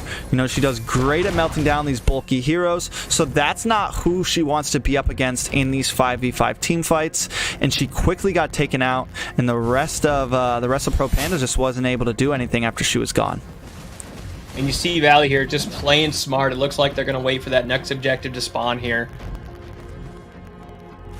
Yeah, I'm wondering if Pro Pandas can step back. They are down in gold. They really just have... They're playing like they should. You've got the one side lane going on, the rest supporting their Roger here in mid. They just need to play smart, wait for these team fights. They might take it here if they're blue. Don't think he should have took that ult, though. He engaged and got taken out quickly by Hayabusa. The Valley keeps on poking. I think at that point, you know, Pro Pandas, you had the right idea. Like, they should. I don't think they should have took that fight. They should have gave him the blue, backed off, let Alice clean these side lanes because of her ability to kind of escape from ganks. And I think that was a bad call on the side of Jawhead right there. I agree. I don't know if Jawhead was trying to go up, send the flicker back, send one of them back and try to isolate and just got caught up with some CC or what, but you could see no one supported there. No one from Pro Pandas went in. They knew it was a mistake on the Jawhead part, so they're doing what they're supposed to. They're just back there farming. They're trying to catch up to the Valley here. You know, I'll be wondering if they're going to try and bait the Lord here or if they're just going to just try to focus here on these team fights and try to get them to come out. I think they're waiting for that Lord to hit 12 minutes so it gets its little power up. That way they can try to finish this game as quickly as possible. You know, you can see Haya opening up that top lane to force that team to push up top, which will open up that bottom lane Lord for them. Yeah, I think this might be a GG. But again, like you said, Pro Panda's playing smart. They're not, you know, they made that mistake earlier. Hopefully they learn from it, and they just play safe from here on. Like, they can't go in that jungle. There's a 7k gold lead now, or 6.5k gold lead now. They can't take a 5v5. They don't have the power to. They need to just back off and wait for a mistake from the side of the valley. Akito there just initiate the fight with Odette coming in with her ult there. They knew it was coming. They knew they had to protect Lord. And now Haya's coming up to give some support now that they've snaked Lord. Another big hit. More members going down. It's a 2-for-1 trade as we speak. But now it's a 2-for-2. And those are the Lord is coming. But at the same time, the Valley overextended a little bit there. And if Pro Pandas can wait for some more mistakes like that, they might be able to make a comeback here. And you see, Pro Panda is playing such a good game and such a safe game. But all it takes is that one mistake, that one team clash like they had prior to this. The ultimate of that Rafaela, though, Lime times it so well. You know, she was able to lock down that Roger and stop him in his tracks. Lord is crashing down in this top lane, but Pro Pandas does have some minions to help defend. I don't know if the Valley's going to be able to finish this game here. I think Pro Pandas playing very smart for where they're at and you know how this game is going. They're doing exactly what they did. They did not lose their inhibitor turret there, even with Lord on top, with all the lanes froze, with the clash happening all at the same time. There's your big team right there on mid lane. Members of Pro Pandas are going down, but the Valley is in their base. They don't care. They don't think we're overextending. They want to finish it. 2 inhibitor towers go down. 3 members of Pro Pandas are gone. It is Roger and Esmeralda versus the world. Roger quickly taken out from that Hayabusa. The Valley just trolling at this point, sitting here, letting minions take down the base tank. Oh, Panda keeping up with the Valley for a good 10 minutes right there, but then the Valley coming in at the end and just showing you what they are capable of. I think the trolling is that they thought it was going to be a lot easier than it was, but Pro Panda was keeping up there. But once again, Valley showed their true colors. They came back. That was phenomenal book work from both sides. All it takes is that one mistake, and you can see what the difference happened when they were at the same gold level throughout almost the entire match. That clash at the turtle cost Pro Pandas 3 players for 0 of the Valley, and from then on it was just out of their hands. Yeah, there was that one turtle clash really made the huge difference. They were able to keep up for a while, and like you said, all it took was that one fight, and then they just kind of, and then after that it was just a couple more small mistakes. That Jawhead engage for the blue buff, you know, and it's like you could tell they were trying to hold it together and play the defensive route and wait for late game, wait for their items to catch up, but there was just a few couple mistakes that they probably shouldn't have made, and that really kind of sealed the deal for them. Odette didn't take my MVP, you know, like I wish she was, but she did well. You just saw the stats there. She was a 72% team participation. I mean, she was in there for all those fights. She racked up the assists. I still think she's meta. She's my girl. She's G's girl. She did good. I mean, look at she did a pretty nice percentage of damage. She was involved in all the team fights. Eugen definitely played her well. But see, so when we look at the side of Pro Pandas right now, Beatrix 100% turret damage. None of the rest of their team was able to do any damage or any push in any lanes, and that's something you never want to see. You never want to see only one of your members able to do that. And of course, they weren't able to secure. I don't think they took any towers that game. Or no, they took the one bottom lane tower, but it just kind of shows early. They took it early. Yeah, that was Beatrix's tower.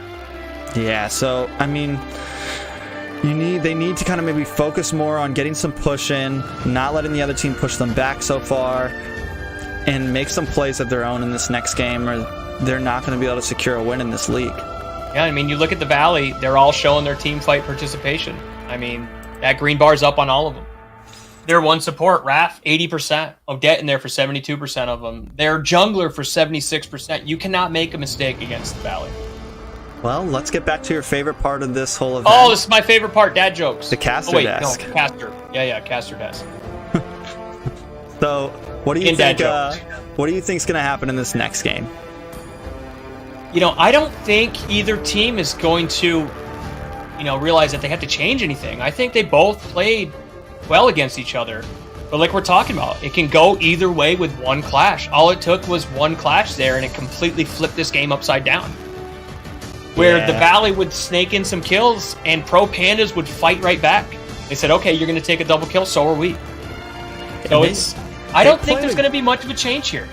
The fact that they had, they kind of made me eat my words. They had that Rafaela. They kind of had more of a squishy comp in the early game. They didn't have a big tank, but they still played aggressive early. Raf with those ult stuns, able to lock down heroes. Like in the early game, they were able to really keep their hands on the wheel and control the tempo. That was definitely an exciting game. I'm curious to see if my Odette comes back. I know your boy called it out and said that he was going to run Odette, so we'll see if that happens again here. Yeah, I'm excited. If he does, at this point, I think they feel really confident. I think they feel like they're the better team and they're not too worried. And of course, we like to see teams with confidence, but sometimes that can come back to bite you. So maybe Pro Pandas can step up their game here and get themselves a win. They need to at least secure one win here. Getting a 2-0 sweep right now is very bad for them. Yeah, I'm not going to lie. I'm a little nervous for Pro Panda. I'm still rooting for them. I love the underdogs, but I think exactly what you just hit on there. I do believe that the Valley came out very confident. And I think in the beginning they were kind of blown away and they had to, all step back and say, okay, guys, listen, this isn't going to be a rollover. They're here to play, and you saw it at the end where they really kicked on the Jets and took over there after that one turtle clash. So I'm hoping Panda can still keep up with them this time. Pro Pandas is going to have the first pick, first ban right now, to where on the side of MLP they'll be second pick and second ban. The Valley decided to take out YSS first this time. Going with the Kaja ban. We're seeing this Hayabusa get banned this time, and I really think they made a mistake by letting that Hayabusa get in the game last time. He's been a really popular ban in the season so far. He's been someone that a lot of teams don't want to go up against. He's really just a monster, and it kind of showed in the last game. And you kind of expect that ban from Pro Panda there. It's a smart ban. They just took MVP with Haya. He's, like you're talking about, he's such a meta now that it was surprising not to see him last game taken out of the equation. Yeah, I think you're going to see a lot of the same ban, and that kind of messed them up. You remember when they lost that ban, and then we had to do the redo. So maybe that would have been the ban that they chose. The world will never know. Maybe it'll make a difference here. Maybe it won't. We're just going to have to sit and see. Say, if I was on the Pro Panda side, I would absolutely yell at that guy and said, see, we could have banned Haya. This is all your fault, 100%. It's all your fault, man. This is what I do with my squad. I make sure that all the blame is put off of me and my Xbox controller and blame it on you. For sure. Smartphone players. I do like the fact that the Valley right now, just because they won that game, they're still sticking to their guns. They're still doing their usual bans. They're still playing like they're up against a even match.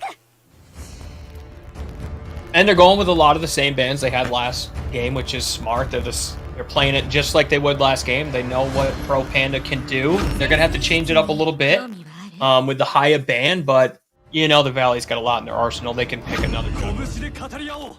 We are seeing a slight switch up here. We're seeing that Esmeralda come in on the side of Pro Pandas, and we're seeing Paquito this time on the side of the Valley, and that's been a really common thing. Like normally one team will lock in that Esmeralda, and then the next team will lock in that Paquito. They've both been pretty instant picks, so I'm wondering who's going to play better this time. Is that Esmeralda going to make a huge difference for the side of Pro Pandas, or not? And we've got the Kufra pick at S2 for the Valley. I'm curious to see who they go with, who they're setting up for their hyper here. Yeah, they went for the Kufra got banned out last time, so we didn't get to see him. Atlas, we haven't seen a whole lot of Atlas this season, and I think we're getting trolled. They might lock him in. I'm just throwing it out there. He's not a horrible hero against a heavy physical team. He'll be able to get that Paquito out of the way, and there he is. He's getting locked in. He will be helpful against that Paquito and against that Kufra to take them out of these team fights. Atlas has a phenomenal ult. I just think there's a lot of good tanks out there that, if Atlas doesn't get that ult, there's really nothing else left to him. Yeah, it's true. Eudora here, though. I mean, are we... Eudora's not. I mean, Eudora will be good at singling out this Roger. I love the it's a burst guaranteed damage on stun. Eudora. It's a guaranteed burst when I damage. first started the game, she was absolutely my favorite mage to play. I think she's everyone's favorite mage when they first start the game. Oh my because it's gosh, your she's- only mage. I had I was on a Nana for a while. Okay, I loved my Molina, my little cat penguin. I didn't know what to call it at first. It's a cat penguin. That's exactly what it is. That's exactly what I keep telling people when they try to tell me it's a Molina. What's a Molina? Apparently, that's Nana's little. Oh no, you were supposed to say it's cat penguin. Oh God! See, you know the this Sprite, really, really delicious. What's happening? And you see the Roger over there. I'm telling you, feed the Roger. You know, Roger was keeping up with the Valley, and I don't see them changing that aspect of it. So I'm excited that they still went with the Roger. I'm surprised the Valley didn't ban Roger. I don't think they're super. I mean, they just beat it. You know, they just beat the Roger. So why are we gonna get rid of it? You know, at this point, it's like we don't really need to something. You know, if you're not having a trouble with a team and their picks, there's no reason to start target banning. You know. And this is true, but I think up until that Turtle Clash, I think Pro Panda was doing very well with Roger. Roger was the one coming in to clean up those and said, okay, you're going to get that double kill. Well, Roger's going to come up and clean up, and we are too. We're going to take your 2 low HPs. Yeah, it's true. They were keeping up. It's... But at the same time, they kind of were behind on gold, you know? And they did get that first turtle, and they were still behind on gold. So, I mean, yes, they were able to keep up, but I don't think Valley really feels the need to switch up their gameplay right now. You said it in the last series, if it ain't broke, don't fix it, you know? I agree. I think at this point, the team that needs to change some things is going to be Pro Pandas. And whether that's just overall mechanics, whether it's just not taking those engages at the right time or not getting caught out, not making those small mistakes, you know, they need to do something slightly different here to be able to keep up with this team. They trolled me with both Farsa and my Cyclops. I'm curious to see which one they go with here. Farsa? I think Farsa's going to come out. Farsa, possibly that Veil. Veil wouldn't be horrible against this Paquito, but right now with the distance of this Aerithel and this Eudora, it's a hard pick for a lot of mages. And there's your Farsa pick. She's able to get that distance, especially with Eudora. Are they going to go with a fighter jungle right now? We have seen Leomord as jungle about 3 times so far in the season. It's definitely a possible pick, especially with that Aerithel as backup in your late game. You have this Eudora who's going to be able to do some nice damage. So the Xylong. I did not see that coming. I did not see that coming either. The Valley definitely going with some more unorthodox picks right now. We got this Aerithel. We have this Xylong. Last game they went with the Odette. I'm really liking what they're bringing to the table. Some definitely picks we have not seen at all in the season so far, but it seems like they're making it work, so I'm excited to see how this game goes, Tank. I love the draft right now. I think this is great. I love seeing Eudora back. She took some nerfs, so it's exciting to see her come back in a league, you know, with this stature, with this many meta players from the North American community. I like seeing the Eudora. I'm very surprised with it with a Xylong jungle, but I hope I'm blown away right now. Let's see if they make it work. I'm wondering. Go get yourself a coffee, T-Rex. All right, we're here for the long run, buddy. Yawns keep creeping out. I don't know what it is. If you need more, if my dad jokes, man, you're not if telling my dad jokes are that bad, just let me know. I'll. No, I need more. We can change it up. I need more. Okay. I'll have more on standby for the casting couch. All right. I mean deck. Yeah, deck. That's what I meant. Yeah. All right, you got me. You woke me up. There we go. Perfect. So I'm wondering how Aerithel is going to do in this top lane up against this Esmeralda. Who's really going to have the upper hand here? She is going to be able to keep a distance, and the ability of her passive to attack while moving is going to actually be really helpful against Esmeralda. But when we go back to this blue lane, we're already seeing some nice engage. Savage no carry, having to back off. And it looks like Xylong did get that Litho Wander. Roger still committing here with the aggression. I like that. And Paquito snaking the birdie for the first blood. Yeah, snaking it, coming in a great rotation from the bottom lane, able to get past that Lapu Lapu and steal a kill onto that Farza. Here comes Cooper though, trying to back up this Aerithel on the other side of Esmeralda. Esmeralda in a bad spot, but able to flicker back and secure a kill. Play from Esme there. Aerithel. Beautiful play by Deans Like Beans. Evening the playing field. It's a 1-1 now in the first minute and a half of the game. I think that was an absolute beautiful escape. And then to come back and take the kill on top of it. Beautiful. Beautiful play by It was definitely a gorgeous play. Zlong's going to make him pay right here. Arith coming in to help him out. Still giving the kill to Zlong, making sure Zlong, their hyper, gets the gold there. Yeah, I think at that point, Esmeralda probably should have just, gone back to base. But instead, she chose to stay around with like a half a bar of health. And, and those are the little mistakes that make a huge difference, Like, that's what I mean. They keep on, like, making these small moves that maybe they shouldn't. Like, right when they catch back up to the valley, they die. And there goes another death. Goes to Eugen, killing Atlas. The turtle is up. Do they get it? Oh, man, Tank. That was... just like you were talking about, I think Panda's playing very well, but... then they lose in these little exchanges where, a situation where they should have just recalled there and not been so aggressive, it would have been fine. And it cost them an objective. They didn't have any rotation down to bottom lane to help out with that turtle. Yeah, at this point... And the flash again, the bird getting taken out by Eudora, the first mage, and the taunting comes through. Yeah, the Valley definitely playing aggressive here, trying to just finish this quick again. When we go up to this top lane, it does seem like finally Arithiel's getting a bit of an upper hand here on this Esmeralda. Look at the dive coming in from that Yuzong, but he's not able to secure the kill. But Arithiel does clean it up with only a sliver of health from the blast coming from that tower. You can see the Valley here not playing the way they played last time. There's a lot more aggression here. I felt like last game when they started off, both teams were playing very safe, not invading, not taking any of the fights they knew they couldn't take. The Valley here with the confidence is... you can just see them. They're not making mistakes here. Yeah. I'm wondering, we keep saying it. It's these small little mistakes that make a huge difference in these games. One death turns into 2 deaths, and now we're at 1-6. And the Valley is going to just have a huge advantage. Pro Pandas, we're only 4 minutes into the game, and they already have to play safe. They cannot do anything crazy.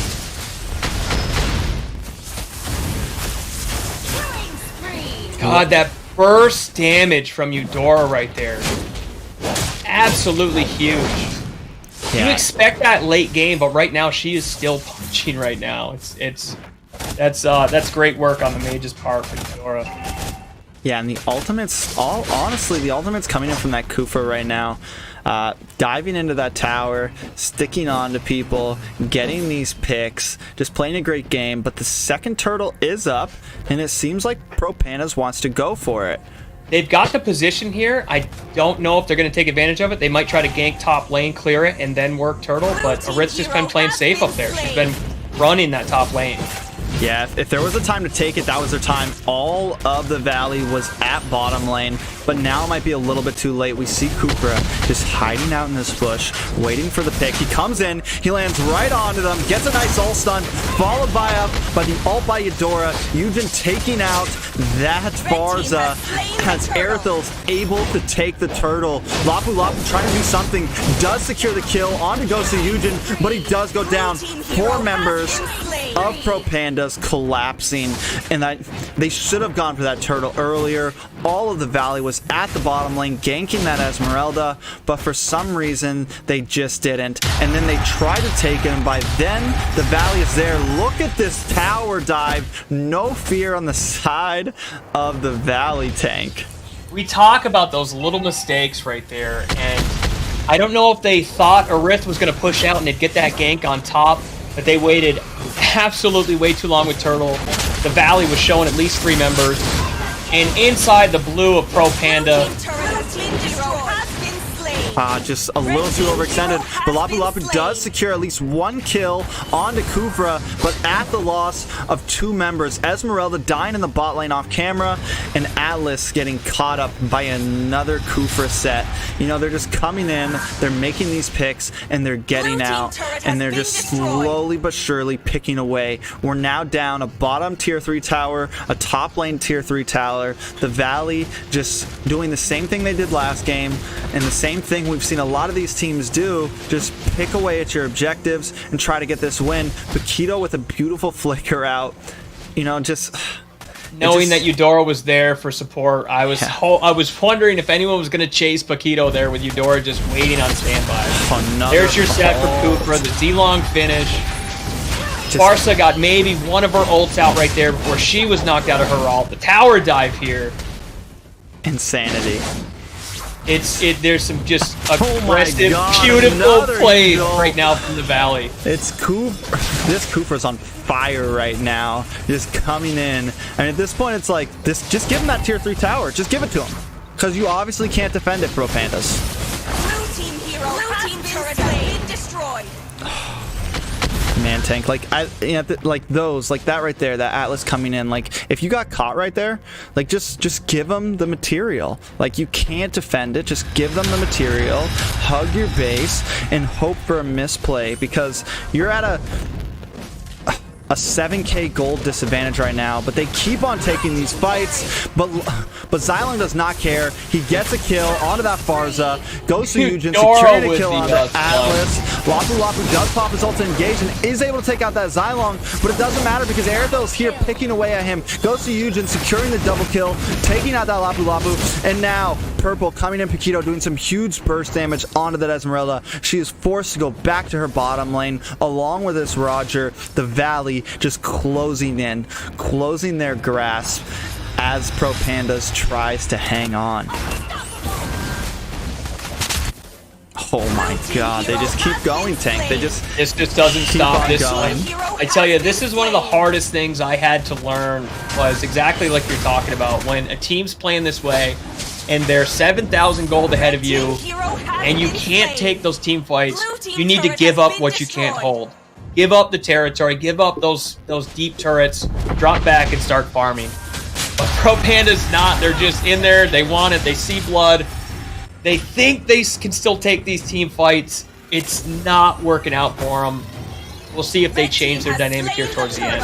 Esmeralda going for the engage here. Maybe they do catch something onto this Paquito. He's low health. Can they finish him off? Can they finally secure a kill? But no, they don't. Paquito able to escape. Farza popping an ultimate, trying to clear some lanes. Pro Pandas just trying to gain back some ground, trying to be able to have access to their jungle, but they may not be able to. I'm so glad Esmeralda did not engage on them. That would have been a bad play. They're going to have to just give up this blue buff to the side of the Valley. And it looks like they finally have. They realize that they can't take that engage. They have to give up their jungle, get back in the turrets. But there was no turret left. The Valley dives, takes out the turret, starts that team clash. Yeah, members are going down. This looks bad for Esmeralda. That's 3 members of the Valley going down. They were able to take out Eudora, but it just wasn't enough. The dive right now, look at Z-Long dive through the inhibitor turret to the base. Oh my god, that was beautiful. Now it is just Lapu Lapu up against 4 members of the Valley. Roger coming back in. The taunt, they don't care. I think there's something wrong with their recall, Rex. I think their fingers are broken. Something's going on. Glitch, pause the game. Man, the Valley, though, backing off. Saying, no, maybe we don't need to end it here. The Lord is up in 30 seconds. Let's wait for Pro Pandas to make another mistake, and that's what Esmeralda does. In comes that Kufra, but Farza is there to pop her ultimate and help zone them back. Help them last just another couple seconds to where maybe they can salvage this game. I think Esme overextended there, but thank God Farsa was there to at least use her ult just to save Esme, knowing that Lord's coming up in 6 seconds. They're gonna push this inhibitor turret. They're gonna go take Lord. They might try to finish. I'm curious to see if they'll try to finish here. I think the Valley's gonna be smart and push off and go take Lord. I can say one thing, the burst damage from that Farza is starting to scale a little bit. What we haven't seen at all yet is a nice set from that Atlas. And you were talking about, before this game started, that if Atlas cannot secure any of those ult sets, if he can't set his team up, then he's practically a fish in the water. And that's what we need to see right now. We need to see a nice set from that Atlas, but Farza doing some more damage on to Gosu Yujin. Esmeralda coming in, Kufra hitting a first pick, knocking up that Esmeralda, and then backing off. You see, the Valley seems to know, like, if they mess up a set, the rest of their team does not engage. Like, they know not to over push. We might see something here, though. Kufra missing a set again and backing off. And really, Pro Pandas, you see Farsa really hitting, like you were just talking about. Now she's scaling. She is putting out some more damage. But when she gets somebody one-shot, Pro Panda has nobody to go in there and finish. Their only one to go in deep is Roger. And here's your clash, right here. The Valley says, we don't need Lord. We're going to do it without him. But they just respond. I mean, he gets the 4-man set, but it's still just not enough. The damage is not there. Pro Panda's taking some damage. We do see the loss of Xylong and Paquito. Double kill going to Farza, but now it's just Farza and Alice. They're pushed up against their towers. We have 3 waves of minions coming. Kufra getting a nice pick onto him so that he can secure the kill onto that Farza. Atlas is now alone. Roger finally spawning. Maybe he can do something. He takes the engage. Does he get the kill? He does get the kill on the Yujin, but is quickly taken out by that Kufra. Like I said, minions are here. This could be the end for Pro Pandas. A 2-0 sweep from the Valley. I tell you, I'm a little bit disappointed with the Atlas pick there. I don't see the benefit. I don't know what happened with that draft pick, but I'm not on that side. I was hoping for a good game for my Pro Pandas. I want the underdogs to come through, but the Valley just shows they don't make mistakes. They can be aggressive and patient, but they're smart above all. They know that when they when they make a mistake, mess up a set, they just pull back and they have that support from the rest of their team members. Yeah, most definitely. I mean, and again, we look at the data here. Again, Esmeralda doing 100% turret damage. They weren't able to get any push. They weren't able to really capture any objectives, and they just kind of fell behind. The mechanics were just off. The Valley just showing an overall better gameplay.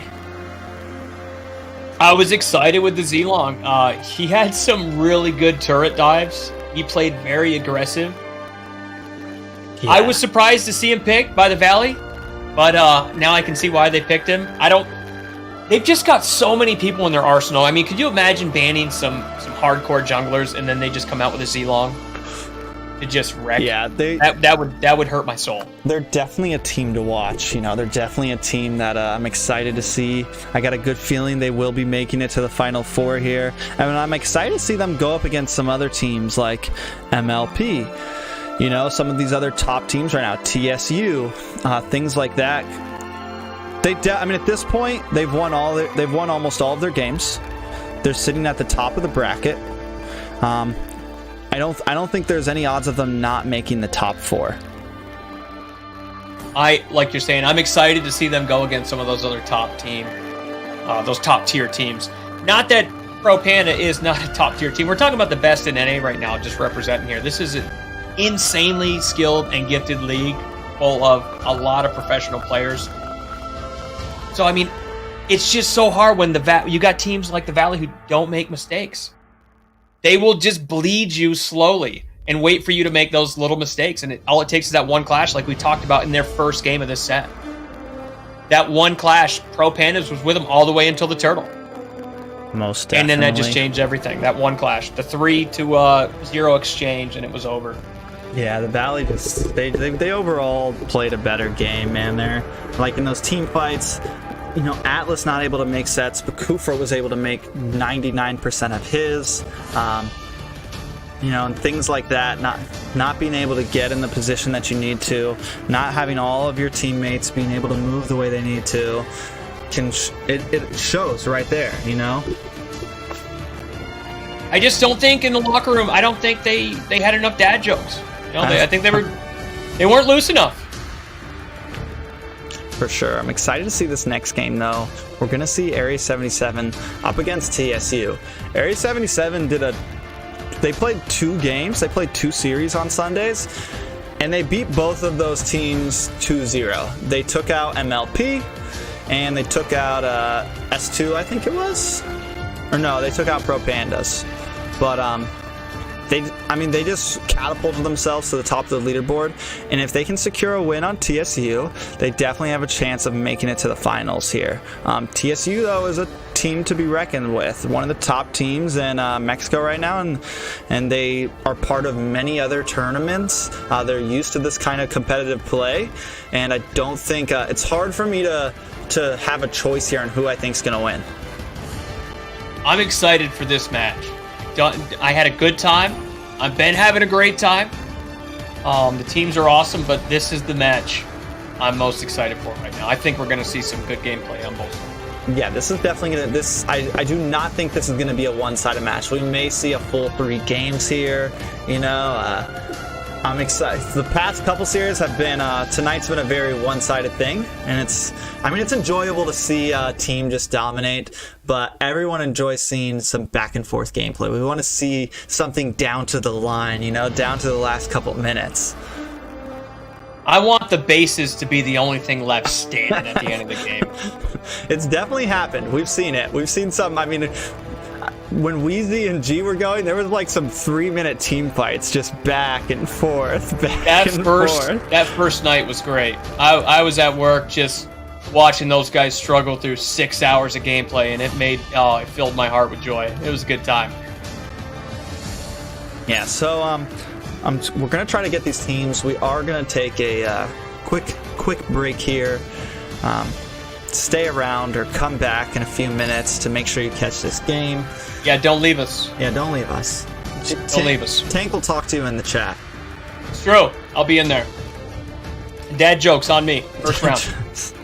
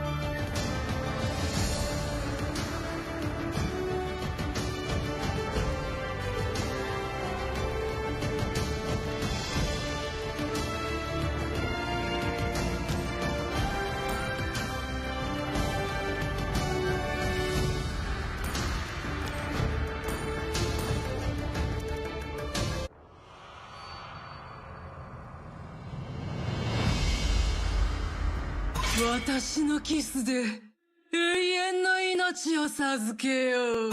正義を執行する。10年の監禁が俺を変えてしまう。準備はいい？出発だよ。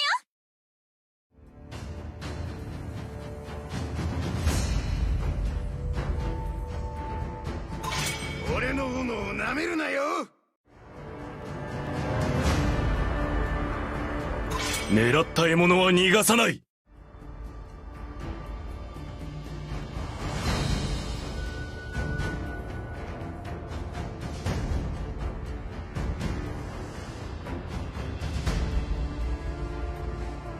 我が向かうところ敵なし。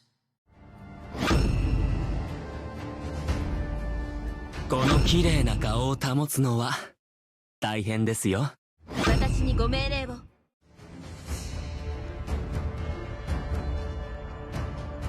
事件。刑事アウラドにマスターを邪魔する者はこの私が消します。猫の妖精なだだにゃ。友達になってくれるにゃ。闇から生まれ闇に潜む私だけど、拳でいつか語り合おう。はこの手で闇を葬りたい。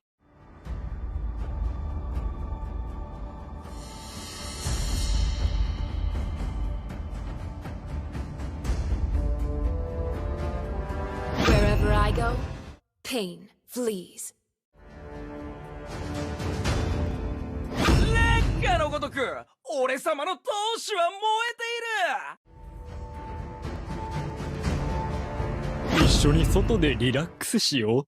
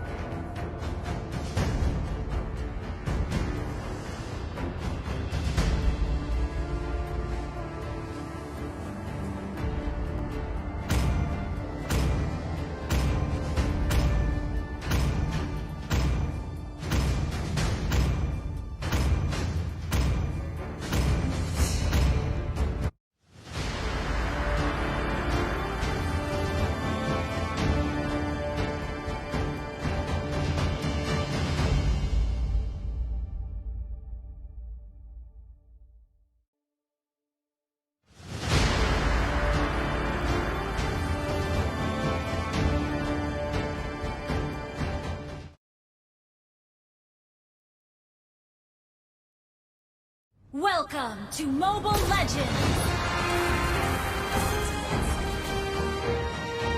5 seconds till the enemy reaches the battlefield. Smash them! All troops deployed!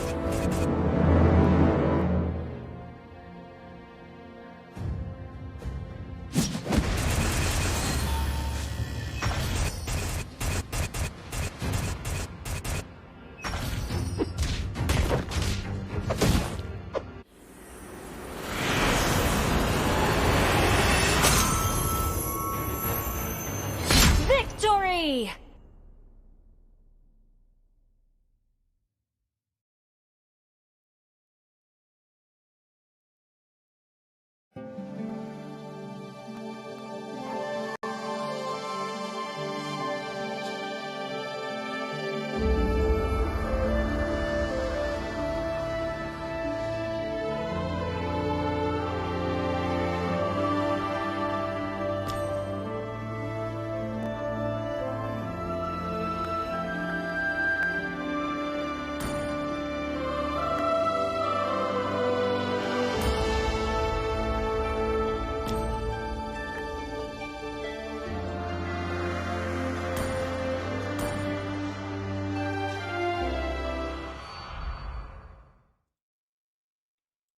All right, so we are in.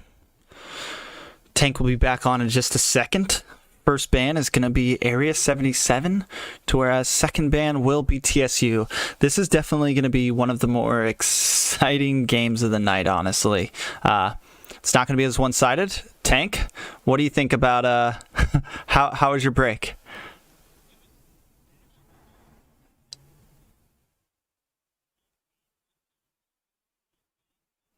I hope it's 3 games too.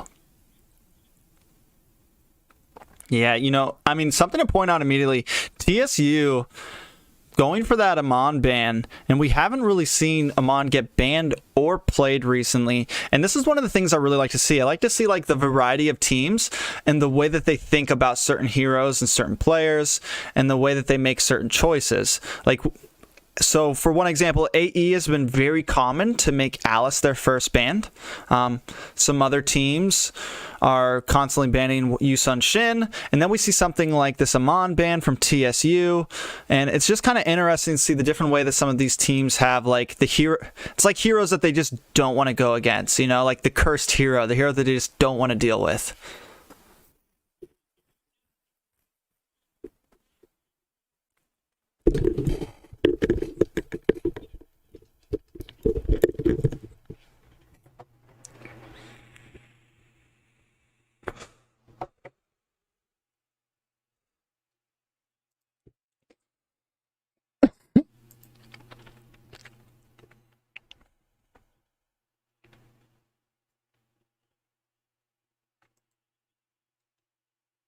And come with the Lunox ban, who we did see Lunox absolutely shred.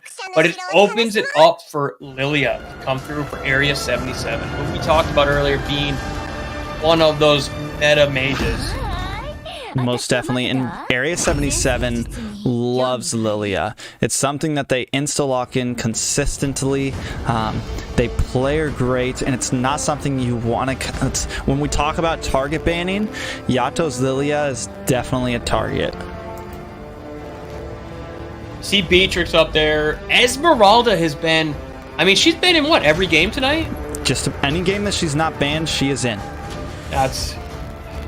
You love to see it. Beatrix, we did see her once on the restart we had on the last game with the Valley. And Beatrix definitely has that early game advantage, so we'll see how they counter here. But Uranus coming out. Now, if I'm not mistaken, Area 77 plays an absolute gnarly Uranus. I watched a couple of the last games here in the league while I was at work, and Uranus was just so tanky.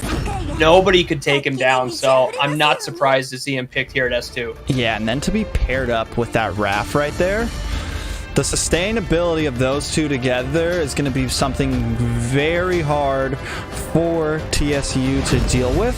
But there's your Farsa right there to come through, just like you're talking about. They were going to need somebody that can deal some damage. Farsa is a mage that can do that. So I'm not surprised to see that pick from TSU. Yeah, I'm wondering at this point, does Area 70... I mean, at this point, Area 77 just needs a nice heavy-hitting jungle and another nice heavy-hitting offlaner. I'm wondering if they're going to go for something like a marksman in the offlane up against this Beatrix, who's most likely going to be in the gold lane. And of course, with them needing a jungle, TSU's probably going to focus on that. They're taking out this Ling. They're probably going to take out Lancelot, you know, maybe a YSS, maybe a Roger, something like that to kind of limit the hero pool of Alberto. I'm curious to see if they go with that marksman. I mean, Clint's still on the table. Granger's still on the table. If they wanted to go with a Granger jungle, there's a Karina ban. So they're still trying to pinpoint and make sure that they don't have anybody left, but Roger's still on the table for TSU. There's that Lance come out and ban. That's an obvious ban. I could see that. That's a well-placed ban. You know, so at this point, with that Karina ban, I'm wondering if Area 77 is deciding to go for a... you know, we still have Natan's gone. We still have a couple possible marksman jungles like YSS, and Karina can be a real pain to marksman jungle. So I'm wondering if that's their plan for that. We do drop Matilda out of the way. TSU does still need a tank, and I do like that Matilda ban. If they lock in a tank here, there's still a few options. They could go with... There's still Grok, there's a Kai, there's Kufra open. Plenty of options when it comes to these tanks. I'm wondering if we're going to get to see a Bane jungle. There it is. Oh my god, yes. Quickly respond. And they're Area 77 coming through with 2 more. Still, even with going from Jawhead or Barrage or Borg, all 3 of those very durable players, you're going to see a very, very hefty frontline and durable team from Area 77 here. Yeah, they definitely, though, I mean, out of all those picks from Alberto, I like the Granger the most. They need some damage. You know, they're looking very durable right now. They have this and they did go with the Granger jungle. I knew that was on the table. I didn't know if they'd commit, but I'm glad they did. Granger's going to be a good spot here. Just like you're talking about. They are very durable, and Lilia's got the damage. She does. But Granger is going to make sure that Area 77 is packing the punch. Yeah, and with those two offlaners, with this Alice, her mobility is going to be in there. She's going to be able to get to the back line. She's going to be able to, when that Farza pops her ult, Alice should be able to get in, stun her, and stop the ult immediately. So overall, Area 77 looking pretty strong. The Bane jungle's been a pretty popular thing overseas, but I don't think he's completely made a foothold here in NA yet, but I really enjoy seeing teams playing. We've seen him a few times as a jungle so far in the season, and I'm excited to see what TSU does with him now. Area 77 definitely has a very durable lineup, but I'm telling you, the Bane jungle along with Farsa is going to be some powerful players. So and that they might be able to take on that durable front line that Area 77 just stacked for themselves. Yeah, overall good drafts from both teams. I really can't make a call just yet. Personally, I like the setup that Area 77 has, but like you said, TSU responding with some high penetration, high damage, you know, so something that can get through that front line. I think it's really going to come down to who secures some of these early game kills, who gets these objectives, and we might be in for a long haul here. I think you're right. I think both drafts were real good. I think it's going to be... I don't think you're going to see a lot of aggression on both. I think they both know they need to play this smart. And it's not going to be the game. This game is not going to go to somebody out-drafted because both are very equal. This game is going to be going to whoever outplays the other team here. Most definitely. Neither team doing anything too crazy. We normally a lot of times see these jungles harass the blue, but both teams decide not to. Granger securing that Litho Wander early on. And we see this, we see a lot of patience up here from the side of TSU. Neither team leaving their bush. Jawhead finally coming out to kind of poke away because that Wrath figured him out with that first skill in the bush. But again, both teams just playing patient.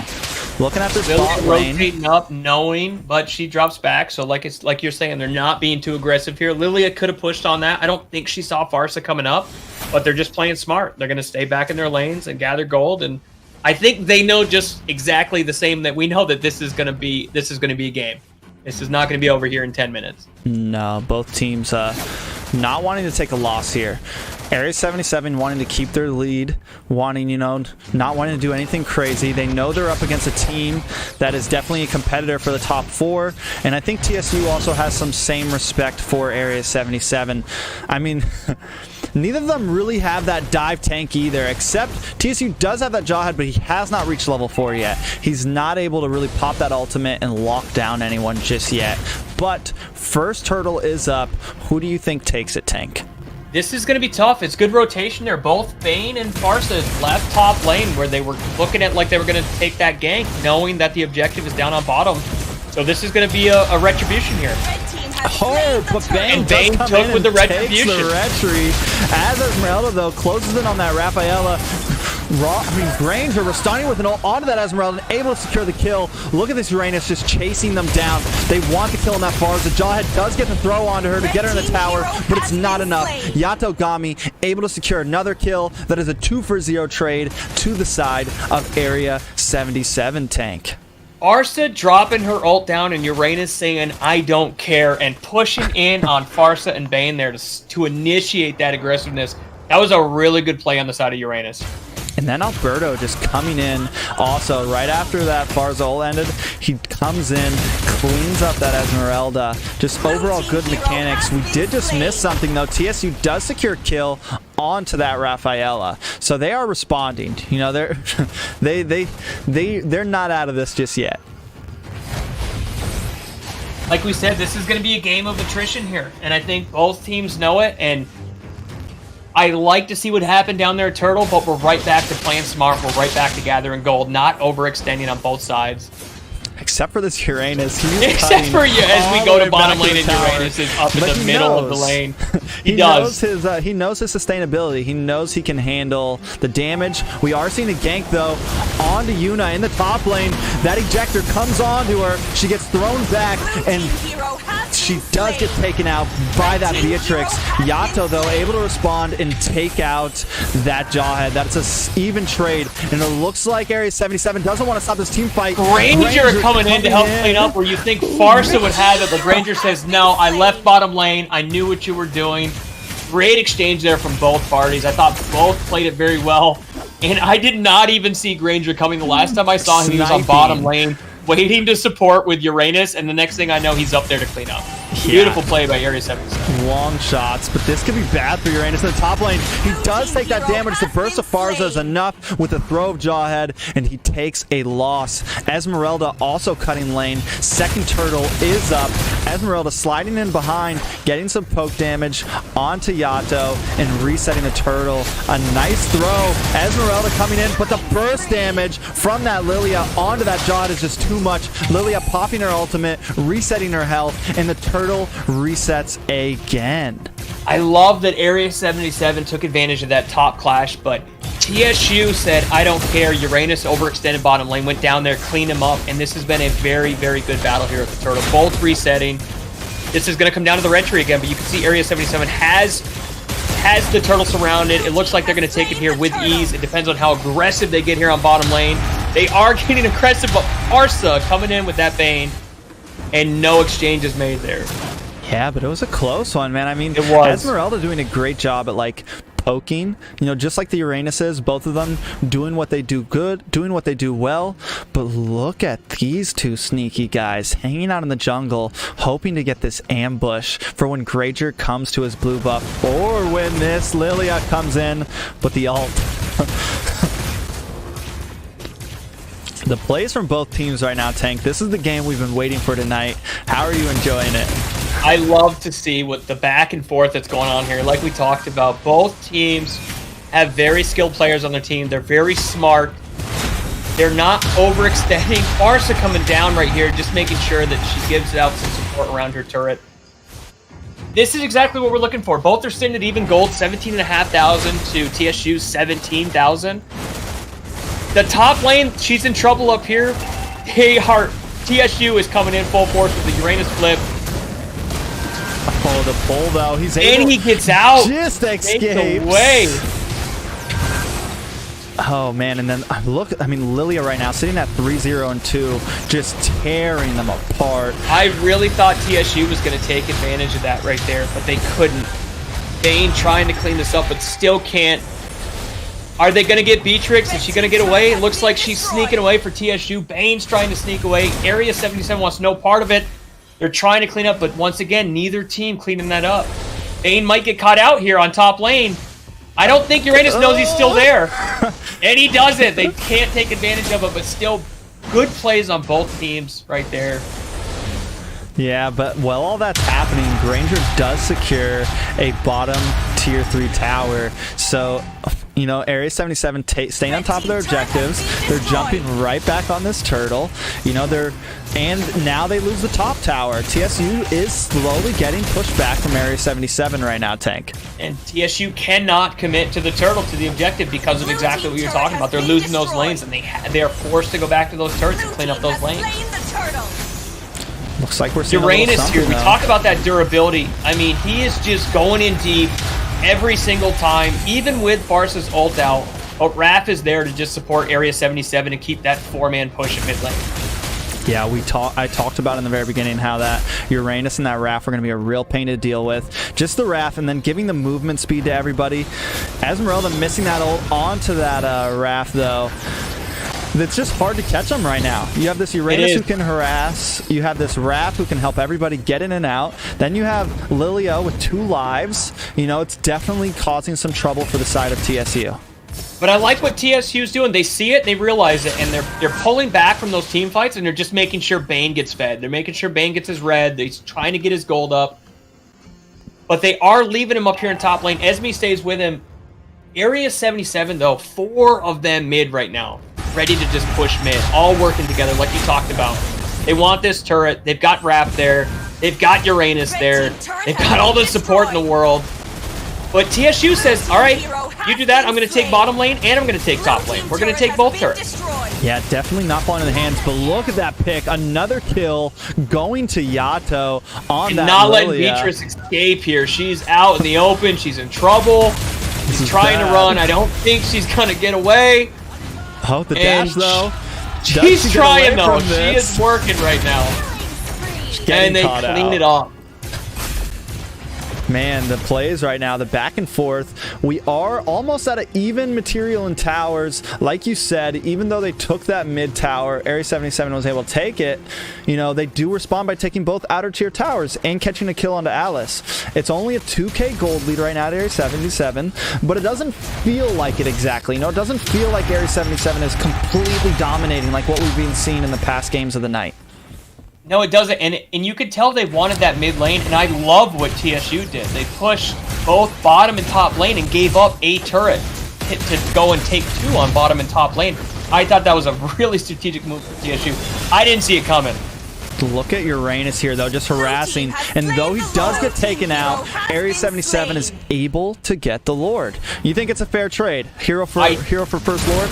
Absolutely. I think Uranus knew what he was doing there. He knows he's tanky. He knows that TSU knows he's tanky, and they were going to commit everything to the Uranus on their red. And while doing that, Area 77 got to snake that Lord. So at this point, it is an early Lord. They didn't wait for the 12 minutes. It should be able to get melted quickly. You know, do they push with Lord hard? Do they try to collect, you know, some sort of tower? You know, off a Lord push, you want to try to get something here. It looks like Granger's in the bot, maybe trying to really force this Lord in the spot lane. But while they're all down here, we have Alice in the top, who She's can maybe making try a to smart steal play something. on top lane, forcing somebody to go to top lane, which opens up mid and Lord on bot. Yeah, I like the position of Area 77 right here. Getting behind the tower. They really want Lord to try to get something. They want some sort of material out of this. And it looks like they're going to get it. They got the frozen lane there. Lord takes that turret with ease. Maybe they'll get mid here, knowing that they have to push to Lord. So Area 77 does look like they're going to take another turret in mid lane. A good clash on bottom. Area 77 being very aggressive here. But they're paying for it. They We are. lose They 2 really members. are. TSU is playing very well here. This is what we've been like in the last games when we talked about how these teams that are pushed up against the wall should play. TSU is doing exactly what they should be doing, and they're doing it well. They're letting Area 77 push just a little bit too much. Like right there, Area 77 probably should have just taken that tier 2 tower and not overextended into the inhibitor. You know, just take what you got and back off. We've got 2 durable heroes going at it right here. It's honestly who's going to get the support. And Bane is coming down. I don't think Esme's going to try and take it. They might go for a Lilia here. But Uranus is there to make sure that she is not alone. And the rest of Area 77 coming in. They do get the kill onto Cerrone. Bane going down. That might be the pick that they need to make another push here and secure some more material for their side. That's really going to hurt. But you can see that TSU is, although they may make a mistake just like everybody does, every team does, they immediately started pulling back once they knew their hyper was down. Beatrix was on bottom lane with a good push with minions. She immediately recalled back. Now they know they're sitting back here in this turret. Barca with a really good ult right here. Doing exactly. Esmeralda comes in, hits an ult of her own, but the heal from that Wrath and the movement speed she gives everyone just helps them disengage, re-engage, disengage, re-engage, and it's just not enough. I think they're going to be able to take this tower. Uranus dashing in, zoning off. Bane popping his ultimate just to try to salvage a little bit more time here. Area 77. That by the book there, like you said, but with the Wrath support there, Area 77 was just too much, and they did what they wanted to on top lane. They went in, they snaked that turret, and they pulled back out. Yeah, I'm looking at, you know, another really good thing about Lilia, right? When she walks in that Necklace of Durance, she's such a good mage at making sure the anti-heal hits everyone that it needs to because of her AoE skills. And that Esmeralda tries to come in, Esmeralda's not getting the heal she wants, you know? And then you also have Uranus with this Dominance Ice, more anti-heal, you know? And you just, everything's covered. Everything's covered, and they're going to be able to do what they need to do. looking at the gold lead, I mean, Granger is far above everyone else. He's at almost 10k gold already. He's got 4 of his core items locked down. He's ready to go. He's ready to party, Tank. His rotation has been phenomenal. He's been getting the kills and the ganks he's needed, but then he goes right back to doing what he's supposed to. He goes back to his jungle, gets that gold up, gets his buff, and he just got his blue, and you're going to see him here. He's going to come up and commit and support where he needs to now that he's ready to go. Esmeralda coming in with an ult, trying to back them off, but Lord is up, and it looks like Area 77 wants to take it. We do have Beatrix, though, sitting in the soft bush, ready to try to get the steal here, but Bane able to get the kill onto that Uranus. This is the first time we've been talking about a huge throw coming in from Jawhead, so that Farza could secure the kill onto that wrap. Bane takes the Lord with a retry. What a move from huge turnaround here. And Farsa coming in, and they're not giving up here, but they overextended just a little bit at the end in that turret. This is the set that TSU needed. I don't think Area 77 should have committed to that Lord so early. They got sandwiched between Lord and the side of TSU, and now TSU has just turned this game around. I honestly thought Area 77 was going to be baiting the Lord, but they really did commit on that. And once Uranus got shredded up there from TSU, Area 77 kind of just fell apart. Bane was there, Beatrix was there hitting, Esme was there to take the hits, and Farsa with her ult.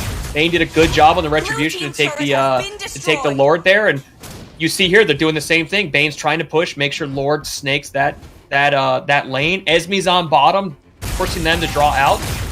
This is a great push by TSU here. Yeah, TSU playing a good game, but also Area 77 playing a good defensive way just like TSU did. But the burst damage from that Beatrix landing on the tower, knocking Yato down health. He may be forced to pop his ultimate a little bit early. We do get a stun onto that Alice. Alice popping Winter Truncheon. Esmeralda, though, closing in and letting Farza secure the kill onto that Alice. It is now 4v5, and the fight's still going. I don't think TSU wants to stop. They're now going to rotate to the jungle and most likely steal the blue buff. Maybe they take this second tower with them. They are now pushing hard. A huge ult from Farza, forcing Area 77 back. The zone ability coming from TSU right now is holding Area 77 out of their own towers, and they are taking material, evening out the playing field, Tank. TSU just rolled as a squad, feeling it from top to mid to bottom, taking a turret in every single lane there. I think they're finally finding their groove, and TSU's finally starting to get stacked out where Beatrix is really hitting. Farsa's ults are really hitting. Bane is hitting like he always does. I mean, these are some really good clashes. Yeah, this is the burst damage you were talking about early on, to where Uranus and Alice aren't looking as sturdy and stable as they usually look. You know, they're getting hurt. They're getting hit hard by some of these other heroes. Area 77 definitely have heroes that can take a punch, but like we talked about, I think TSU did a great job in countering those heroes that can really give some high damage output. And we're seeing that now with Farsa, Beatrix, and Bane. I'm excited to see what happens next. Now that the playing field switched up a little bit, we're seeing TSU on Area 77's side of the field. We're seeing them have a bit more of a better foothold, be able to take a bit more advantage. But again, they're not acting too aggressive. They're playing safe. They're playing smart. They know that they've taken the gold lead back, and they're just going to maybe stay around this Lord, keep a member or two in the bot lane, and be ready for the next Lord. And Area 77, I mean, they had a rough clash at Lord, but they did what they were supposed to. They dropped back. They were smart. They didn't overextend. They're back there just getting their gold count up. We're equal. TSU's got about a 2,000 gold lead. But Area 77, they've been here before. They're smart. They know what they're doing. So they're going to drop back. Uranus is going to check those bushes. And our next team fight's going to probably evolve around, I think it's going to happen with this Lord. I think that's what both teams are waiting for right now. Yeah, the question is, does Area 77 contest it? You know, I think Area 77's goal right now is get as much footing back in this jungle, try to get this Esmeralda out, try to get this Jawhead out, you know, and get as much footing as they can. Because if you're in a position at your base when Lord comes up, and the other team just has that Jawhead sitting in this bush where he's at right now, has this Esmeralda down here, there's no way you can contest it, because you have to get through both of these guys who are going to wall from you. And it's going to be hard for them. They're trying to push back as we see Lord is up. Bane and Beatrix in the top lane though, and it seems like they're a little bit outnumbered. Bane trying to rotate down to help this fight. Merciless, the Uranus, is finally starting to be a bit more bulky and lasting these team fights. Esmeralda with a huge ult though, coming in and zoning them back. They say, this is our ground. You are not allowed here. And it looks like the Lord has been activated, Tank. This is going to be another retreat. Every member of on the map is here now. There's going to be another retribution here on Lord. TSU doing a great job zoning out. Area 77 trying to get in there. Can they come in with a retreat and snake it here? Bane's on Lord. Ranger does come in and snake it with the retreat though. Area 77 gets it. Will they be able to take themselves out of this and not lose any more people here? Farsa trying to snake it, but Wrath gives the speed boost, comes out with no HP whatsoever.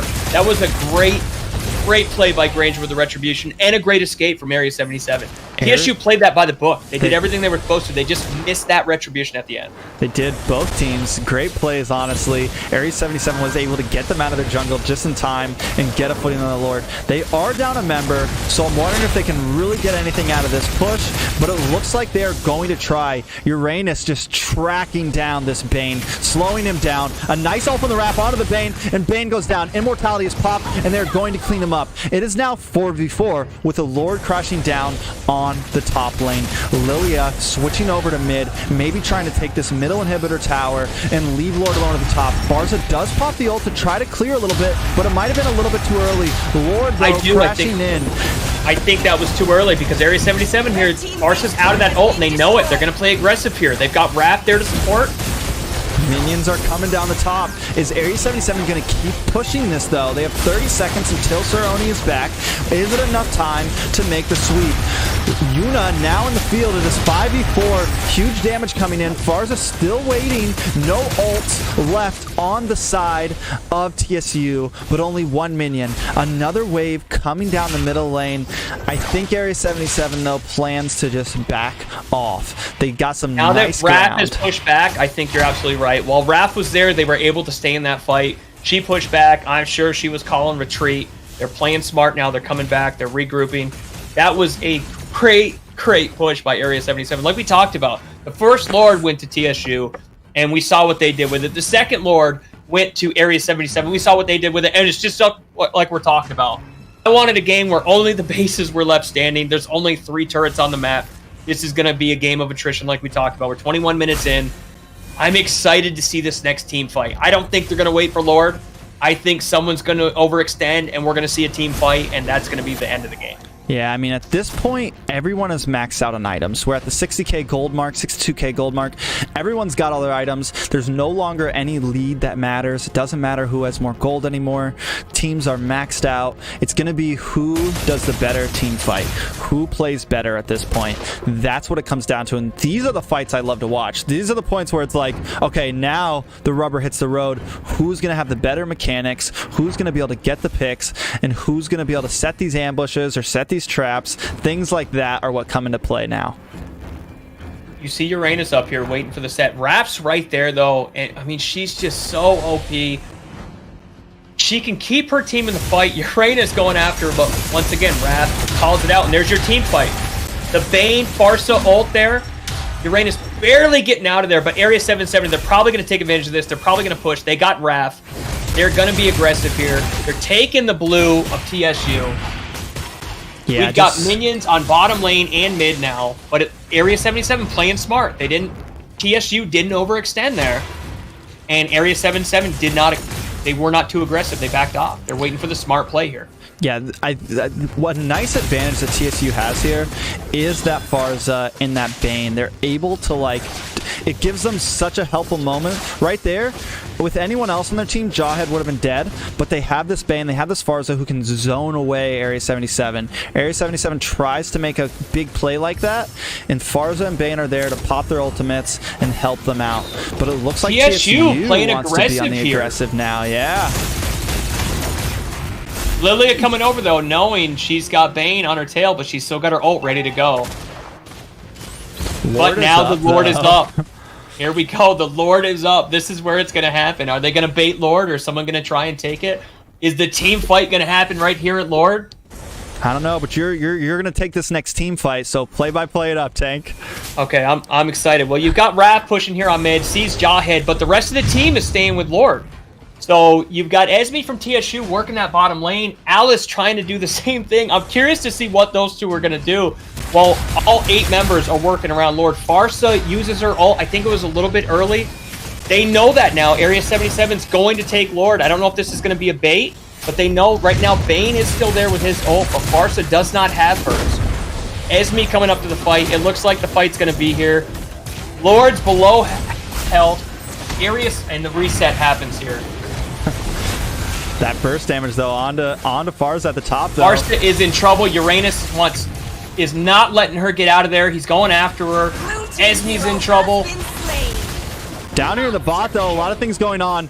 Kills all over the place. It looks like Area 77 seems to have the upper advantage here though, Tank. Raph coming in to get that support. Granger did take out Beatrix, so Beatrix is not there. You have Farsa left. Bane is still there, but I don't think Farsa's ult is reset. She's coming back out. She's going to be set now. I'm curious to see if Area 77 takes this Lord or TSU is going to be aggressive here. They have the numbers. Alice is still kind of far back. You know, both teams this back and forth. This is this back and forth that we're talking about. Both teams knowing they don't want to overextend or get in a bad situation. They want to guarantee they can take Lord. You know, they want to guarantee that it can't be a 50-50. It can't be a 75%. They want to know that if they go for it, they can take it. You can see Farsa top lane just kind of baiting Lord. She ultied there, which was surprised. I think she was just trying to clean up that lane. Clear up those waves, yeah. She knows, at this point, she knows that they're not going to go for Lord. So it's like, all right, let's clear these waves. Because if minions are on the enemy side, you have a bit more advantage at trying to get the next Lord. 2 durable players, 1 from each team, both being on bottom lane. You got Esmeralda, Uranus on bottom. I wonder what dynamic is going to change around Lord knowing that. You still have Raph for Area 77, so Granger can extend their mid lane and be aggressive. I think it's just going to be exchange on bottom lane between Esme and Uranus, but Beatrix is moving in. If they can get that kill on Uranus, I think you'll see a rotation at Lord. But and we do have a fight at Lord going on right now. They might try to take it. Lord going down to 30%. Farsa with the ult. Ranger takes out Bane. There's no retry for TSU. I think Area 77 is going to take this here with the retry easily. And he does. Ranger retries that up after taking out Bane. That was absolutely huge. TSU did not have a retribution on their side. Area 77 took advantage of it. They cleaned up Esmeralda. I believe Area 77 is going to come out huge here. Farsa trying to clean up.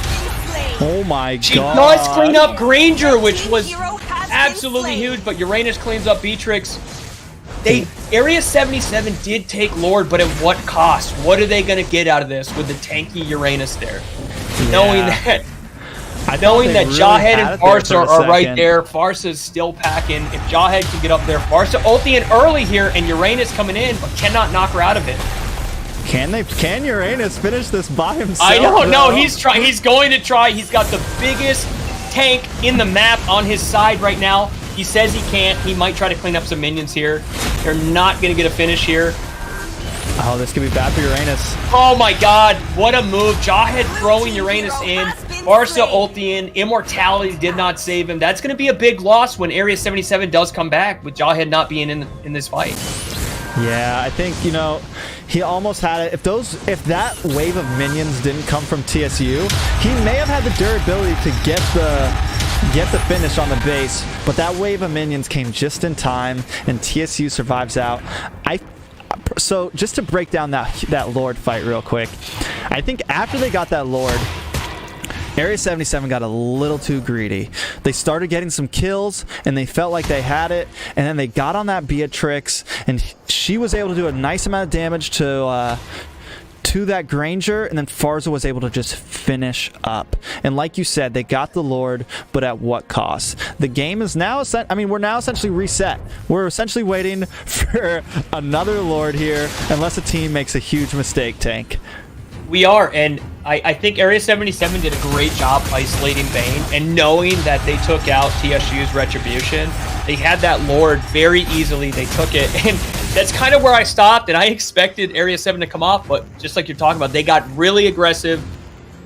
We were at the same exact turrets we are at now as prior to that Lord. So really, what did they gain from it? I don't think anything. But like you're talking about, that minion wave hadn't come out, Uranus might have been able to do something different there, but it didn't happen. So we're back at a reset right now. Yeah, and that's the little mistake of this game. You know, they definitely could have finished it. They did, like you said, they did such a great job in the beginning of the team fight mechanics of that, taking out Bane and everything, doing what they needed to. If they just would have backed off after they took that Lord, it could have probably been an easy finish. But now we are back. This was a nice ambush, a nice pick onto that Jawhead, but not enough damage. In comes Esmeralda, though, on the back line, hitting an ult, but knows that she can't take them on by herself. I mean, not with Raph in there. Raph just keeping everybody alive. I thought Granger was actually going to get that kill, but he didn't have enough. And Esme and TSU did a good job fighting back, knowing that all the ultis were just used, but at Raphael and just being able to keep that team, you talked about it earlier, not only with the health boost, but that speed boost. That's a dangerous combination. Yeah, it's the speed boost. It gives Granger's already good at getting in and out with his dash, and then Lilia, it really helps boost the composition of Area 77's team right now. But at this point, normally against anyone else, they would be smashing, but wait 1 second, a nice pick onto that Beatrix, and that gives her an 81-second death count. It's going to be a minute and a half almost until she's back in this game. Maybe Area 77 will take advantage of this and be a bit more aggressive and try to finish this game up here. That's an early ult from Farsa there, and just like you're talking about, Granger had great movement there. Uranus drew out their Beatrix. Granger came in out of nowhere and absolutely got that kill. They're playing very smart here. They're not going to make the same mistake as last time. They're going to take their Lord again, but this time you're not going to see that aggressiveness. At least I don't think I don't think they're going to make the same mistake again. They're playing very smart and zoning this out right now. Granger should have this easily with the Retribution. And he does. He takes the Lord. We're going to see what happens here. TSU is down a person, so you might see a little bit of aggression here, but I do not think you're going to see the same mistake twice. They're going to wait for Lord. They're going to put all their eggs in this basket. They're going to push as a full team. I think this might be it for TSU. This is going to be tough. Yeah, this will be a hard defense, but then again, like we've said, they have Farsa, they have Bane. They definitely have two heroes that can zone them off. Timing their ultimates is going to be really important right now. Waiting for the right time, being patient. Beatrix is going to respawn in time, I think. She's got 6 seconds left. She's definitely going to be there. So there's an opportunity. This could go a bit longer. I'm wondering if Area 77 is going to be able to close out here. This is the battle that matters. Lord crashing down the mid. Wrath doing a little bit of poke damage with her first skill. It looks like Area 77 is rotating to the spot lane to try to take this tower. Esmeralda coming in with the ultimate, but it's just not enough. She's taking some huge damage from that Granger and that Alice right now. She's forced to retreat as Area 77 closes down in the jaws. A wave of minions coming down the bot. Area 77 seems to be backing off, though, to clear this middle wave. They need all the minions they can to finish. Look at Farsa getting taken down in the back. Jawhead taking more damage. Members of PSU going back and forth to the fountain as the base drops down, and that is game 1 to Area 77. That was a great fight on both sides. At the very end, not that anyone made a mistake, I think Farsa did get nervous in there thinking she was going to lose it. She ultied right from her respawn, which didn't have the distance she needed to really focus on Area 77, so it was almost a wasted ult there at the end. But both sides, like we talked about, I mean, just when you think one side has the advantage over the other, it takes one team fight like that. That was the game we expected. Yeah, we looked at when I think about that that Beatrix getting caught made the finish the game.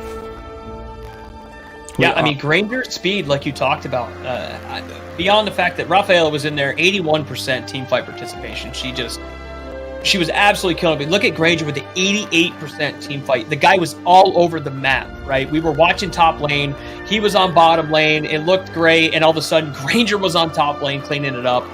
Right there, you talk about at the end with Beatrix getting caught out in the open with Uranus. Out of nowhere comes Granger, cleans it up. I think the Granger there with the great rotation played very smart. Both teams played real well, but Area 77 came out and they knew what they had to do and they did it. Okay, we're having a slight issue. We might do a quick reboot. Hey, that's what we're okay with that.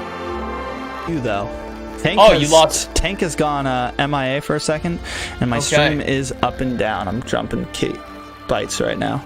I might do a quick. Let's figure out this. Got it. How about that?